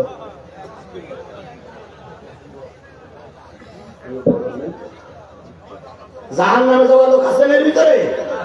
নেই। জান্নাতে যাবেন কারা কারা, একটু হাত তোলেন তো। জান্নাতে যাবেন কারা? ওরে বাপ রে বাপ, যে এখন এসে নামাজ পড়িনি সেও জান্নাতে যাবে। আল্লাহ আপনাদের কবুল করুক। মামুনুল হকের একটা ওয়াজ আমি নকল করে শোনাচ্ছি, বেশ কিছু মাহফিল আজকেও শোনাচ্ছি। মামুনুল হক বলতেছে, আমি বলতেছি, মামুনুল হক বলতেছে, ফেরাউনির আপনারা আছেন, হ্যাঁ নাম শুনেছি, কয় ফেরাউনির ওই মিশরের থেকে এনে একটা পানির ভিতরে গোলে, নমরুদের নাম শুনেছেন? হ্যাঁ, ও তো আল্লাহ বলেছিল, কেউ বড় আনেন এই পানির ভিতরে গোলেন। হামানের নিয়ে আসেন, অথবা আব্দুল্লাহ বিন উবাই নিয়ে আসেন, অথবা কারুনি নিয়ে আসেন, এই পানির ভিতরে গোলেন। গোলার পরে ওই পানিটা বাংলাদেশের একজন মেয়ে লোকের খাওয়া। কয় নেতা গুলিয়েছে? 4 নেতা। গোলার পরে ওই পানিটা একজন মেয়ে লোকের খাওয়া।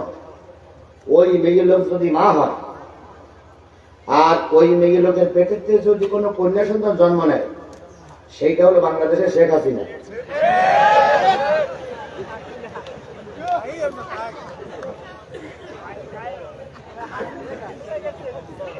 কার আওয়াজ রিলে করলাম?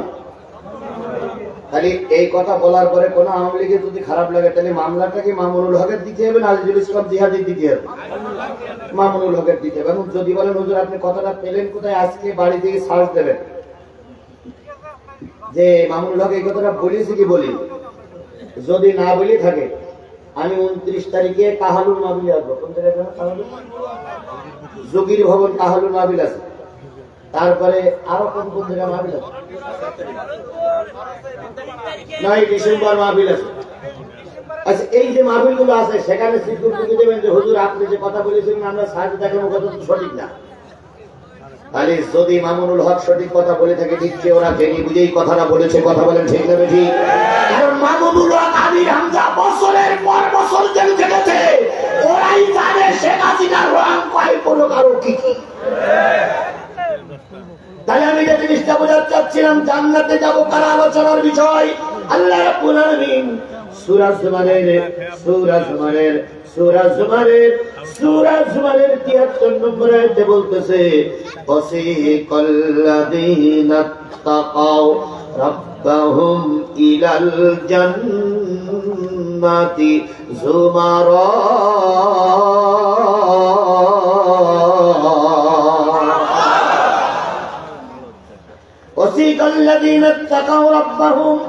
যারা রবের ভয় করে, যারা রবের আনুগত্য করে, রবের বিধান যারা মেনে চলে, এই জাতীয় একদল মানুষকে আল্লাহ পাক কিয়ামতের দিন জান্নাতের দিকে নিয়ে যাবে। সুবহানাল্লাহ বলেন।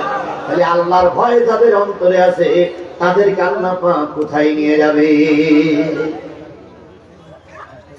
ভাই উঠলেন যে ভাই, 2 জন লোক ভালো লক্ষণ নাই। ওনারা মনে হয় আমার জি না না ওরম না বলি ভাই, ওরম না বলি ভাই। জি, ওনাদের আল্লাহ হেফাজত করুক। আচ্ছা বলুন তো, এখন যদি মসজিদে যেই নামাজ পড়ে, যে 2 জন লোক চলে গেলেন, ওই 2 জন লোক যদি মসজিদে যেই নামাজ পড়ে, এক বড় জামাত কি পাবে? পাবে? ওনারা তো চলে যাচ্ছেন, ওনার তো নামাজি দেখলি মনে হলে আল্লাহ আল্লাহ মানুষ। ওনারা যে দলের হোক, এই জামাতের হোক, বিএনপির হোক, আর আওয়ামী লীগের হোক, আর হেফাজতের হোক, আর সরবরাই হোক, আর মোট বাবা তাবলিগ হোক, যে কোনো একটা দলের লোক, ওনারা বলেন তো এইরকম বড় জামাত ওনারা মসজিদে করতে পারবে? পারবে না। তাহলে ওনারাই বলেন, তাবলিগের ভাইরা বলেন, চরমনার ভাইরা বলেন, যে জামাতে যত লোক বেশি হয় সেই জামাতের পরে আল্লাহ রহমত থাকে। কথা বলেন ঠিক আছে? আমরা দুনিয়ার জামাত করতে নামাজটা পড়ে যাই, সব বক্তারা সব শ্রোতার কাছে ভালো লাগে না, সব বক্তারা সব শ্রোতার মন জয় করতে পারে না। কারণ তাই যদি হয় তাহলে সে হবে গোলাম। হক কথা বললে কিছু লোক বেজার হবে কি হবে না? অবশ্যই হবে। কিছু লোকের খারাপ লাগবে, সে লাগুক আর না লাগুক সেটা পরের কথা। কিন্তু আমি বলতেছি জামাতে নামাজ পড়ে যান। আমি তো সময় বেড়ে গিয়েছি না ভাই? যদি 8টার পরে 1 মিনিট চলে যাই, তখন আপনি বলতে পারবেন যদি আপনি কামিং বেড়ে দিচ্ছেন, আপনার জবানেরই দাম নেই, তাহলে আপনার পিছনে নামাজ পড়ি কি হবে? কিন্তু আমি তো এখন 8টা পার করিনি। বসুন। আল্লাহ রাব্বুল আলামিন বলতেছে, একদল তাকওয়াবান লোকদেরকে কোথায় হাঁকাই নেবে? তাড়িয়ে নিয়ে যাওয়া হবে সম্মানের সহিত। তাড়ানোর ভাষা কিন্তু 2টা। একটা হলো আওয়ামী লীগের পুলিশ এসে বলতেছে, হুজুর পাইছি আর ছাড়বো না। এরা হলো আওয়ামী লীগের পুলিশ আর আওয়ামী লীগের নেতাদের কথা। আর বগুড়ায় এক ভক্ত স্বর্ণের দোকানে আছে, রাতুল বলে নাম। উনি আমাকে বগুড়ার মার্কেটে, সপ্তপদী মার্কেটের ভিতরে পেয়েছে। পেয়ে উনি আমাকে জড়াই ধরেছে, বলতেছে, হুজুর অনেকদিন আপনারে খুঁজি, আপনারে পাই না, আজকে যখন পাইছি দুপুর বেলা না খাওয়াইয়ে ছাড়বো না। পুলিশ এসে বলছে ডাকাত তোর পাইছি আর ছাড়বো না, এটা ছাড়বো না। আর উনি আমাকে বলছে হুজুর পাইস যখন না খাওয়াই ছাড়বো না। বলেন তো এই দুটো ছাড়বো না কি এক? দুটো ছাড়বো না কি এক? একটা ছাড়বো না হলে তুমি অন্যায়কারী, তোমাকে ছেড়ে যেতে হবে। আর একটা ছাড়বো না, তুমি আমার মহব্বতের মানুষ, তোমাকে আজকে মেহমান না দাঁড়ি করে আমি ছাড়বো না। দুটোই ছাড়বো না, কিন্তু মহব্বতের কথা বলেন ঠিক নেবে। একটা মহব্বত আর একটা শত্রু। আল্লাহ রাব্বুল আলামিন বলতেছে একদল মুত্তাকি মানুষদেরকে জান্নাতের দিকে তাড়িয়ে নিয়ে যাওয়া হবে। হাত্তা ইযা জাউহা, ওই জান্নাতি মানুষগুলো যখন জান্নাতের সামনে চলে যাবে, ভিতরে ছিল জান্নাতি ফেরেশতা, দেওয়ান ফেরেশতা। ওই ফেরেশতারা ফুতিহাত আবওয়াবুহা, দরজা খুলে যাওয়ার পরে ফেরেশতারা বলবে সালাম। সর্বপ্রথম জান্নাতি মানুষদের সামনে ফেরেশতা ওয়াকাল লাহুম খাজানাতুহা সালাম, তার রক্ষক ফেরেশতারা বলবে কি? সালাম, সালাম, সালাম। এই সালাম যদি নিতে চান সালাম ওয়ালাদের সঙ্গেই থাকবেন। দেখেন দুইজন রাজনৈতিক দলের বিরাট নেতা, আমি দুইজনের কোনজনের নাম বলবো না, একজন তার কর্মীর অত্যাচার কর্মীর কথা সহ্য করতে না পেরে থাপড় মেরেছে, আর একজন প্রতিবন্ধী কর্মীকে বুকের ভিতরে জড়ায়ে ধরে গালে একটা ছোট্ট চুমো দিয়ে বলতেছে ভাই রে তুইও মানুষ আমিও মানুষ।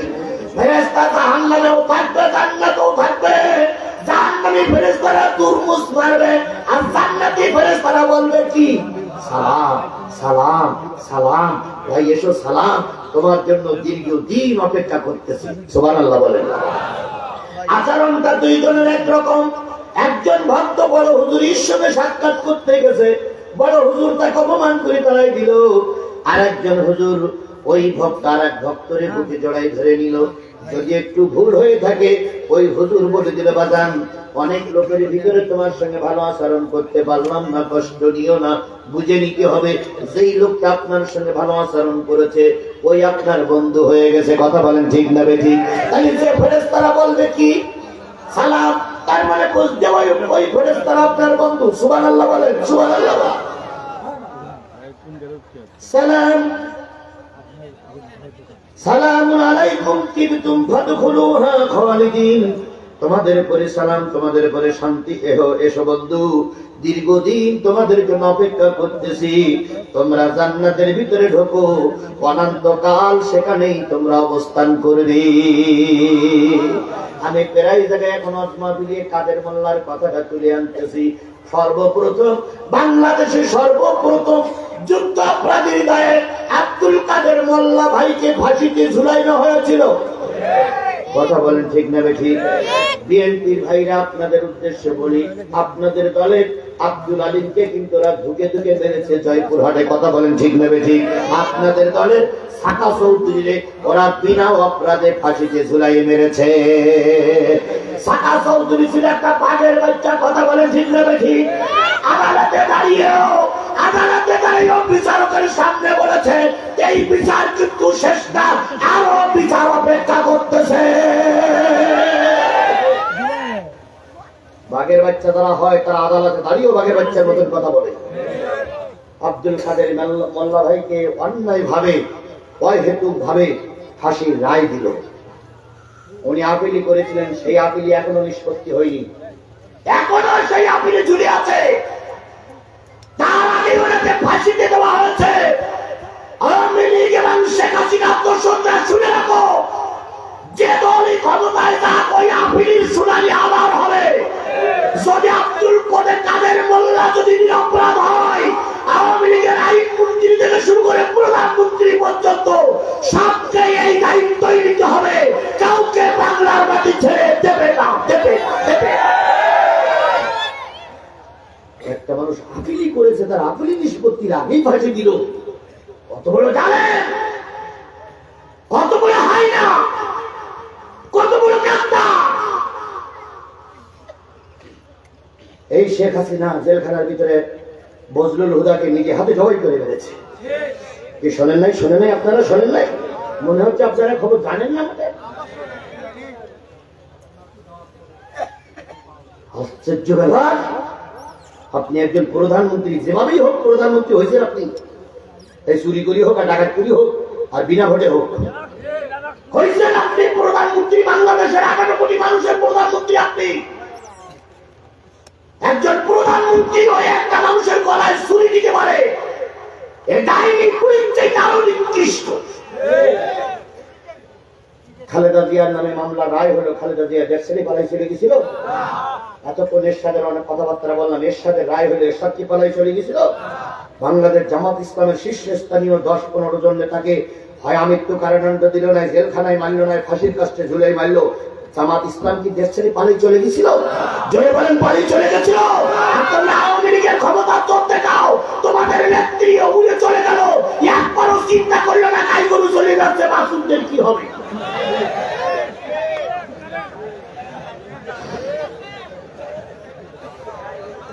রাজনীতি যারা করে তারা জেলখানে, কিন্তু বিদেশের মাটিতে পালিয়ে যায় না। কথা বলে ঠিক না ঠিক?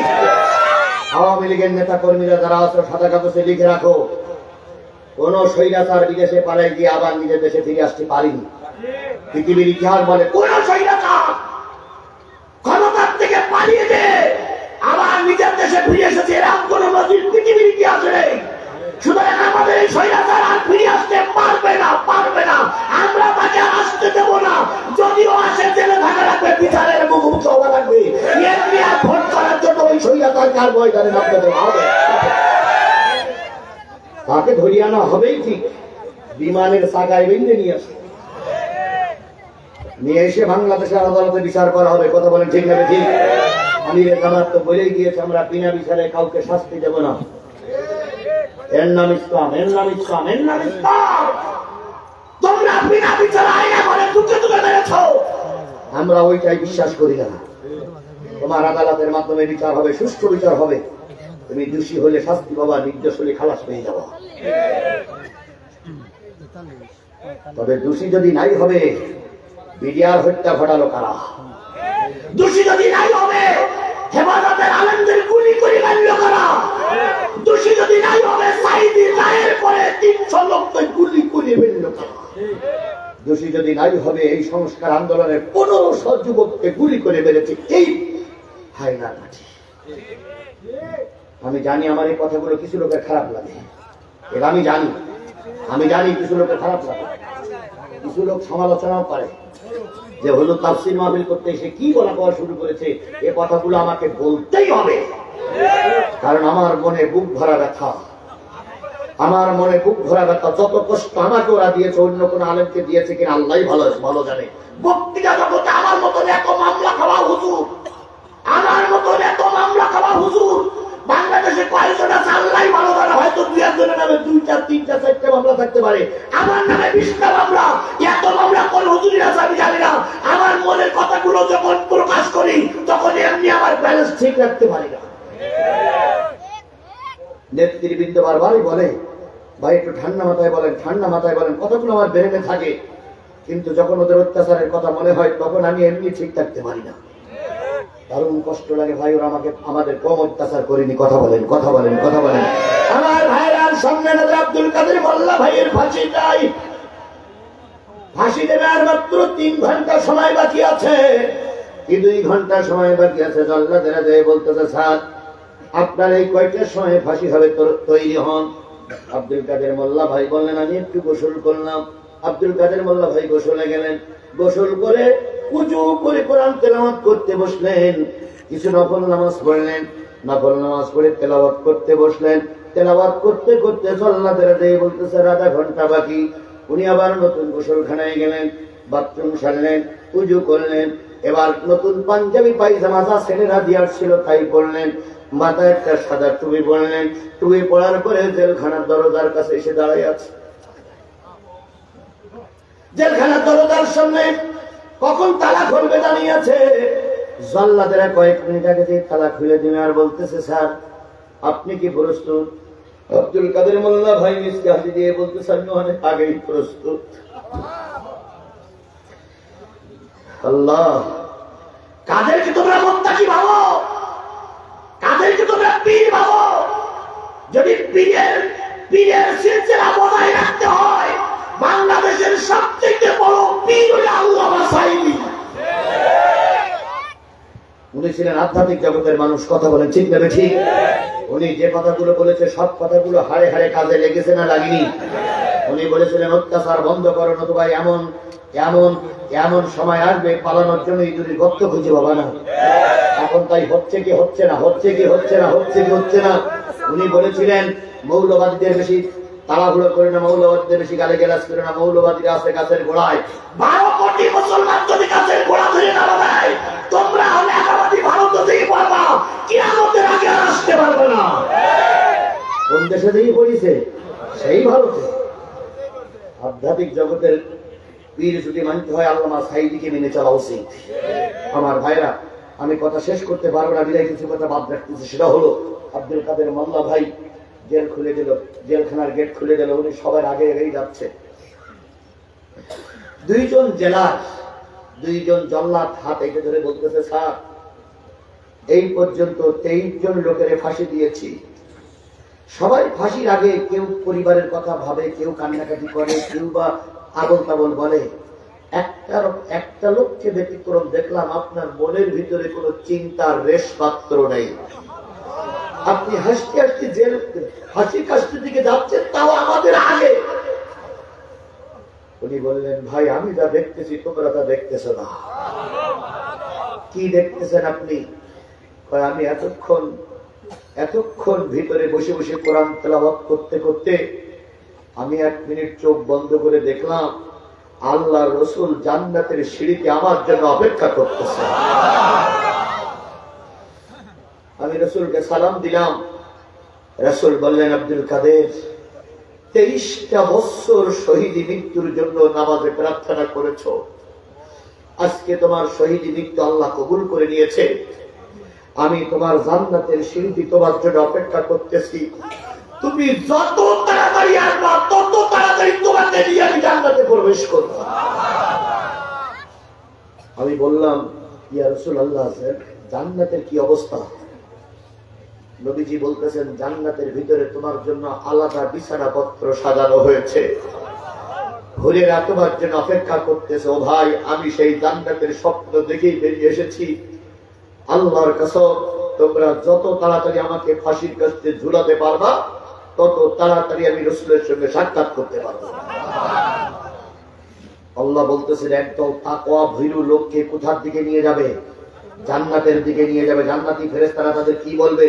সালাম সালাম সালাম, শান্তি, এসো বন্ধু, ভিতরে এসো, তোমার সঙ্গে অনেক গল্প বাকি আছে। আমার ভাইয়েরা, ফাঁসির কাছে নিয়ে যাওয়া হলো, এখনো জমটুবি পরানো হয়নি, জমটুবি এখনো মাথায় দেওয়া হয়নি। আব্দুল কাদের মোল্লা ভাই বললেন, আর কতক্ষণ বাকি, গল্পক্ষণ বাকি, জমটুবি পরাও। জমটুবি পরানোর আগে জাল্লাদ বলতেছে, হুজুর আমরা বিশ্বাস করতেছি আপনি একটা ভালো লোক, কিন্তু কিছুই করতে পারছি না। আপনি আমাদের জন্য একটু দোয়া করেন, বদদোয়া করেন না, কারণ আমাদের হাত পা বাঁধা। আল্লাহর পাগল আব্দুল কাদের মোল্লা ভাই বললেন, তোমরা কি নাকে একটা নতুন গন্ধ পাচ্ছ? তখন উনি বললেন, জল্লাদের বললেন, হ্যাঁ নাকে একটা গন্ধ পাচ্ছি। কই, এই গন্ধটা ফেরেশতাদের গন্ধ। তোমরা দেখো না, ফাঁসির মঞ্চের চারিপাশে ফেরেশতারা গোল হয়ে দাঁড়িয়ে আছে, ওরা আমাকে নিয়ে রাসূলের দরবার পর্যন্ত পৌঁছায় দেবে। তাহলে যেই ব্যক্তি জান্নাতি হয়, সে আস্তে আস্তে ফাঁসির মঞ্চে চলে যায়, তার নাকে আগেই জান্নাতের গন্ধ পাওয়া যায়। আল্লাহ রাব্বুল আলামিন তাই বলতেছে, ফেরেশতারা বলবে, সালাম সালাম তিবতুম ফাদখুলুহা খালিদিন, ঢোকো, অনন্তকালের জন্য এখানে থাকবে। কেউ আর মামলা দেবে না, কেউ আর ডিস্টার্ব করবে না, কেউ আর তোমাদের বিপক্ষ অবস্থান নেবে না, কেউ তোমাদের কাছে ডিস্টার্ব করবে না। তোমরা জান্নাতের ভিতরে ঢোকো। এবার আমার প্রশ্ন, জান্নাতে যাবে কারা? আমার প্রশ্ন কি, জান্নাতে যাবে কারা? এখন যদি বলি আওয়ামী লীগের লোক জান্নাতে যাবে, তাহলে কি আমার এই মঞ্চের থেকে নেমে বাড়ি যাওয়ার সুযোগ আছে? শুধু বলবে হুজুর দলিল দেন। আওয়ামী লীগের লোকের এত অত্যাচার করলে আর আপনি বলেন জান্নাতে যাবে, দলিল দেন। আমার পিঠ পড়াতে পারবে না ভাই। যদি বলি বিএনপির লোকেরা জান্নাতে যাবে, তাহলে জামাত ইসলামের লোক বললো আমি কি অন্যায় করলাম? আবার যদি বলি জামাতের লোক জান্নাতে যাবে, বিএনপির নেতা কর্মী মঞ্চে আছে না, এরা আমার নামতেই দেবে না। আরে আছে বললেই বলে না, সবাই আছে, আমরা সবাই ভাই ভাই। কিছু লোক আমার বিরোধিতা করবে না, আল্লাহর কাছে বলি আল্লাহ তুমি বলে দাও জান্নাতে যাবে কারা, তাহলে আর কোনো কেসা থাকবে না, মারামারি থাকবে না। বিএনপির লোক বলবে, আওয়ামী লীগের লোক বলবে, জামাতের লোক বলবে। এখন আল্লাহর প্রশ্নের উত্তর দিতে গিয়ে যদি জামাতের লোক ধরা দিয়ে যায়, আমার কিন্তু কোনো রকম সুযোগ নেই ভাই। এই জন্য দেখি কারা জান্নাতে যায়। আল্লাহ বলতেছেন ومن يطع الله والرسول فأولئك مع الذين أنعم الله عليهم من النبيين والصديقين والشهداء والصالحين وحسن أولئك رفيقا।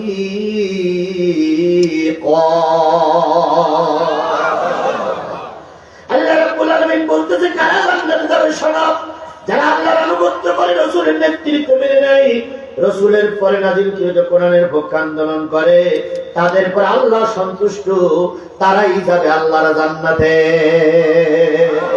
এখন তারা কারা? এখন সর্বনাই বলবে আমরা তো আল্লাহর পক্ষে, হেফাজত বলবে আমরাই তো আল্লাহর পক্ষে, জামাত ইসলাম বলবে আমরাই তো আল্লাহর পক্ষে, আওয়ামী লীগ বলবে আমরা আল্লাহর পক্ষে, বিএনপি বলবে আমরা আল্লাহর পক্ষে, জাতীয় পার্টি বলবে আমরা আল্লাহর পক্ষে। আল্লাহ বলতেছেন তারা কারা? এবার শোনো, তারা হলো মিনান নাবিয়িন, যারা জান্নাতে যাবে সর্বপ্রথম কাতারে থাকবে ওরা হলো নবী। মানে জান্নাতের ভিতরে সর্বপ্রথম ঢুকবে কারা? হ্যাঁ মুসলমান, স্পষ্ট করে কথা বলেন, জান্নাতের ভিতরে সর্বপ্রথম ঢুকবে কারা? নবীরা।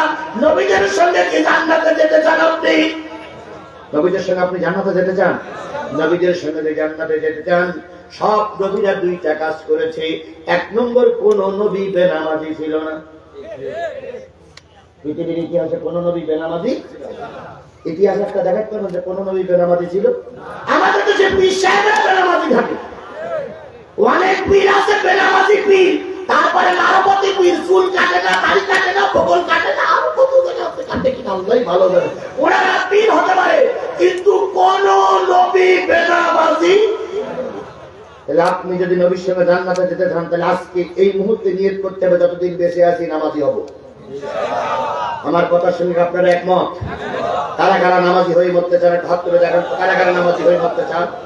এই যুবকেরা হাত তোলো। তোমাদের মতন কত যুবক গাড়ির তলায় পড়ে মারা যায়, তোমাদের মতন কত যুবক ক্যান্সারে মারা যায়, তোমাদের মতন কত যুবক অ্যাক্সিডেন্টে মারা যায়। যুবক আজকে থেকে নিয়ত করো নবীর সঙ্গে জান্নাতে যাব। সত্য হলে কি করতে হবে? নামাজ পড়তে হবে, নামাজ পড়তে হবে। এবার হাত নামান। সর্বপ্রথম আল্লাহ যাদের জান্নাতে দেবেন তারা নামাজি, আর সর্বপ্রথম যারা জাহান্নামে যাবে তারা কি? বেনামাজি। সুতরাং আমরা বেনামাজি হয়ে জাহান্নামী হতে চাই না। আল্লাহ আমাদের এক নম্বর সত্য কবুল করুক, সকলে বলুন আমিন। অনেক ব্যাখ্যা, কিন্তু সে ব্যাখ্যা আমি যাচ্ছি না। মিনান নাবিয়িন, নবীদের দুইটা সুন্নাত সব নবীদের মিলে ছিল। এক নম্বর হলো কোন নবী বেনামাজি ছিল না। দুই নম্বর, কোন নবী দাড়ি কাটেন নাই, কোন নবী দাড়িতে ঘুরতেন নাই। সুতরাং তোমাকে যদি জামাতের কর্মী হতে হয়, হেফাজতের কর্মী হতে হয়, আল্লাহর জান্নাতের কর্মী হতে হয়, তোমাকে নামাজ পড়তে হবে, আর সুন্নতের পাবন্দি করা লাগবে। এখন শুধু দাড়ি রাখাটা সুন্নত তা না, আরো অনেক সুন্নত আমার সমাজে আছে। তুমি মেসওয়াক করা ফজিলত তো জানো, খাওয়ার শেষে মিষ্টি মুখের হাদিসটাও মানো। শুধু হক কথাটা উচ্চ স্বরে বলতে পারো না, অন্যায় দেখে বারুদ হয়ে জ্বলতে পারো না। এটাও সুন্নাত। হক কথা বলাটাও কি সুন্নাত, রাজপথে থাকাটাও সুন্নাত, মেসওয়াক করা যেমন সুন্নাত, রাজপথে ময়দানে লড়াকু সৈনিক হওয়াটাও সুন্নাত। তাহলে নবীরা জান্নাতে যাবে। আমি নবীদের সঙ্গে, আমি নবী না, নবীদের সঙ্গে আমার জান্নাত আল্লাহ দিতে পারে না দিতে পারে। দুই নম্বর, ওয়াসিদ্দিকি, যারা জান্নাতে যাবে তারা হলো সত্যবাদী। সত্যবাদী, সত্যবাদী কারা জান্নাতে যাবে? তাহলে আমাকে সত্যের পক্ষে থাকতে হবে। কথা বলেন ঠিক না বেশি? আচ্ছা, আওয়ামী লীগের সময় একটার বদলে যারা ৭০টা ভোট মেরেছিলেন তারা নিশ্চয়ই সত্যবাদী। হাসে কি হবে যে তুমি ৭০টা ভোট পেয়েছ? হাসে মসজিদের ইমাম হলে হবে কি তুমি অন্যায়ের বিরুদ্ধে কথা বলোনি? সুতরাং জান্নাতে যাবে যারা সত্যবাদী, কথা বলেন ঠিক না ঠিক? তাহলে আমরা নবীদের সঙ্গে যদি জান্নাতে না যেতে পারি, সত্যের পক্ষে যেন আমরা থাকতে পারি, আল্লাহ আমাদের কবুল করুক। কয় গ্রুপ জান্নাতে যাবে? তার ভিতরে প্রথম নবী, এবার গেল কি সিদ্দিক, সত্যবাদী। 2 নম্বর 3 নম্বরে ওয়াসশুহাদা, শহীদেরা যাবে আল্লাহর জান্নাতে। বগুড়ার এমন কোন ইউনিয়ন নাই শহীদের রক্ত সেখানে পড়েনি। বগুড়ার এমন কোন ইউনিয়ন থানা নাই যেখানে শহীদের লাশ শুয়ে নেই। ব্যাখ্যা না দিলাম, শহীদ হন, শহীদ পরিবারের লোক হন, শহীদের বাবা হন, শহীদের মা হন, শহীদের ভগ্নিপতি হন, শহীদের বোন হন, শহীদ পরিবারের ভিতরে থাকেন, শহীদ যখন জান্নাতে যাবে আপনাকেও নিয়ে যাবে। তাহলে এই মানুষগুলো সবকে আমরা শহীদ হতে পেরেছি? পারিনি। আমরা কি সব নবী হতে পেরেছি? পারিনি। আবার আমরা সব সিদ্দিক হতে পারিনি। তাহলে কি হুজুর আমরা জাহান্নামে যাব? না না, আল্লাহ বলতেছে তোমাদের সুযোগ আছে। সে সুযোগটা হচ্ছে ওয়াসসালিহিন, যারা সালেহ নেককার বান্দা সত্যবাদীদের সঙ্গে থাকে, কোরআনওয়ালাদের সাথে থাকে। কোরআনওয়ালা যখন জান্নাতে যাবে, এই সালেহীন নেককারীরা এরা আমাদের সঙ্গে জান্নাতে যাবে। নবী আমরা হতে, শহীদ আমরা হতে, সিদ্দিকও কোনো কোনো ক্ষেত্রে হতে পারিনি, কিন্তু আমরা সালেহীন হতে পারি। পারি না ভাই? সালেহীন হতে পারি না আমরা? আর সালেহীন হতে গেলে ভালো একটা ইসলামী দলের সঙ্গে থাকতে হবে, আর নিজেকে সালেহ তৈরি করতে হবে, নিজেকে সত্যবাদী তৈরি করতে হবে। কিভাবে? আমি 5 ওয়াক্ত নামাজ পড়বো, কোরআনের পক্ষে থাকবো, দিন কায়েমের পক্ষে থাকবো, যতদিন মৃত্যু না হয় ততদিন পর্যন্ত দিন প্রতিষ্ঠার আন্দোলনে আমার নামটা লিখে রাখবো। আর আমি থাকবো বড় বড় আলেমদের সঙ্গে, তাহলে আমার নামটা সত্যবাদী সালেহীনদের খাতায় নাম উঠে যাবে। তাহলে আপনারা কি কোরআনের পক্ষে থাকতে রাজি আছেন? কারা কারা রাজি আছেন? 2 হাত উঁচু করে আল্লাহরে দেখান। আয় আল্লাহ, আয় আল্লাহ, হাত নামান। আয় আল্লাহ, হাতগুলো উঁচু করে রাখেন, হাতগুলো উঁচু করে রাখেন, হাতগুলো উঁচু করে রাখেন। হয়েছে ভাই? ভাই ভাই আমি বলি, আমি বড় বক্তা নই, বড় আলেমও নই। হে আমার রব, তোমার পাগলদেরকে তোমার দরবার পর্যন্ত পৌঁছাই দেওয়ার দায়িত্ব আমার ছিল। আমি 2 ঘন্টা পরি 2 ঘন্টা ওয়াজ করে তোমার পাগলদেরকে তোমার দরবার পর্যন্ত পৌঁছে দিয়েছি। ও বাবু, শ্রোতা বক্তা সবাইকে তুমি হেদায়েত নসিব করে দাও। আমাদের সবাইকে দিন কায়েমের কর্মী হিসাবে কবুল করে নাও। এদেশে যেন একটা বারের জন্য দিন কায়েম হয়েছে আমরা দেখতে পারি, সে তৌফিক তুমি আমাদের দান করে দাও। কাকে দায়িত্ব দেবে আমি জানি না, তবে আগামী সংসদে যেন কোরআনওয়ালারা প্রতিনিধিত্ব করতে পারে, সে তৌফিক তুমি দান করে দাও। দয়া করে মায়া করে আমাদের দোয়াগুলো মেহেরবানি করে তুমি কবুল করে নাও। আমা তৌফিক ইল্লা বিল্লাহ ওয়া আখিরু দাওয়ানা আলহামদুলিল্লাহি রাব্বিল আলামিন। একটা লোক উঠবেন না, উঠবেন না, উঠবেন না, উঠবেন না, এখন জামাত হবে, এখনই নামাজ হবে। আমি দুটো কথা বলবো, সেটা হলো সম্মানিত জেলা মিশা রাষ্ট্রীয় বাড়ির প্রতিনিধি শুধুমাত্র সালাম বিনিময় করে 1 মিনিট থেকে 1.5 মিনিট কথা বলবে, বেশিক্ষণ কথা বলার সময় নেই। এরপরে আজান হবে, আজানের পরে এখানেই জামাত হবে। কোন দিক পশ্চিম? এইদিকে। আপনারা আজান হবে, আজানের সাথে সাথে জামাত হবে, 1 মিনিট দেরি হবে না। আজান শেষ, জামাত শুরু হবে। উঠে না তো তোমরা প্রতিনিধির কথাটা শেষ হোক, আজানের সময় কাটা সোজা করবে। ভাই ভাই ভাই আলহামদুলিল্লাহ, এ পর্যায়ে আপনাদের সামনে সংক্ষিপ্ত বক্তব্য রাখবেন আজকে প্রধান অতিথির প্রতিনিধি, বিশেষ অতিথি জনাব আজগর আলী ভাই, বগুড়া শহর শাখা, বাংলাদেশ শ্রমিক কল্যাণ ফেডারেশন। আজকে আপনাদের সামনে একটু 1 মিনিট কথা বলে আমাদের প্রোগ্রাম শেষ হয় ইনশাআল্লাহ। ভাইকে কথা বলার জন্য সবাই অনুরোধ করছি।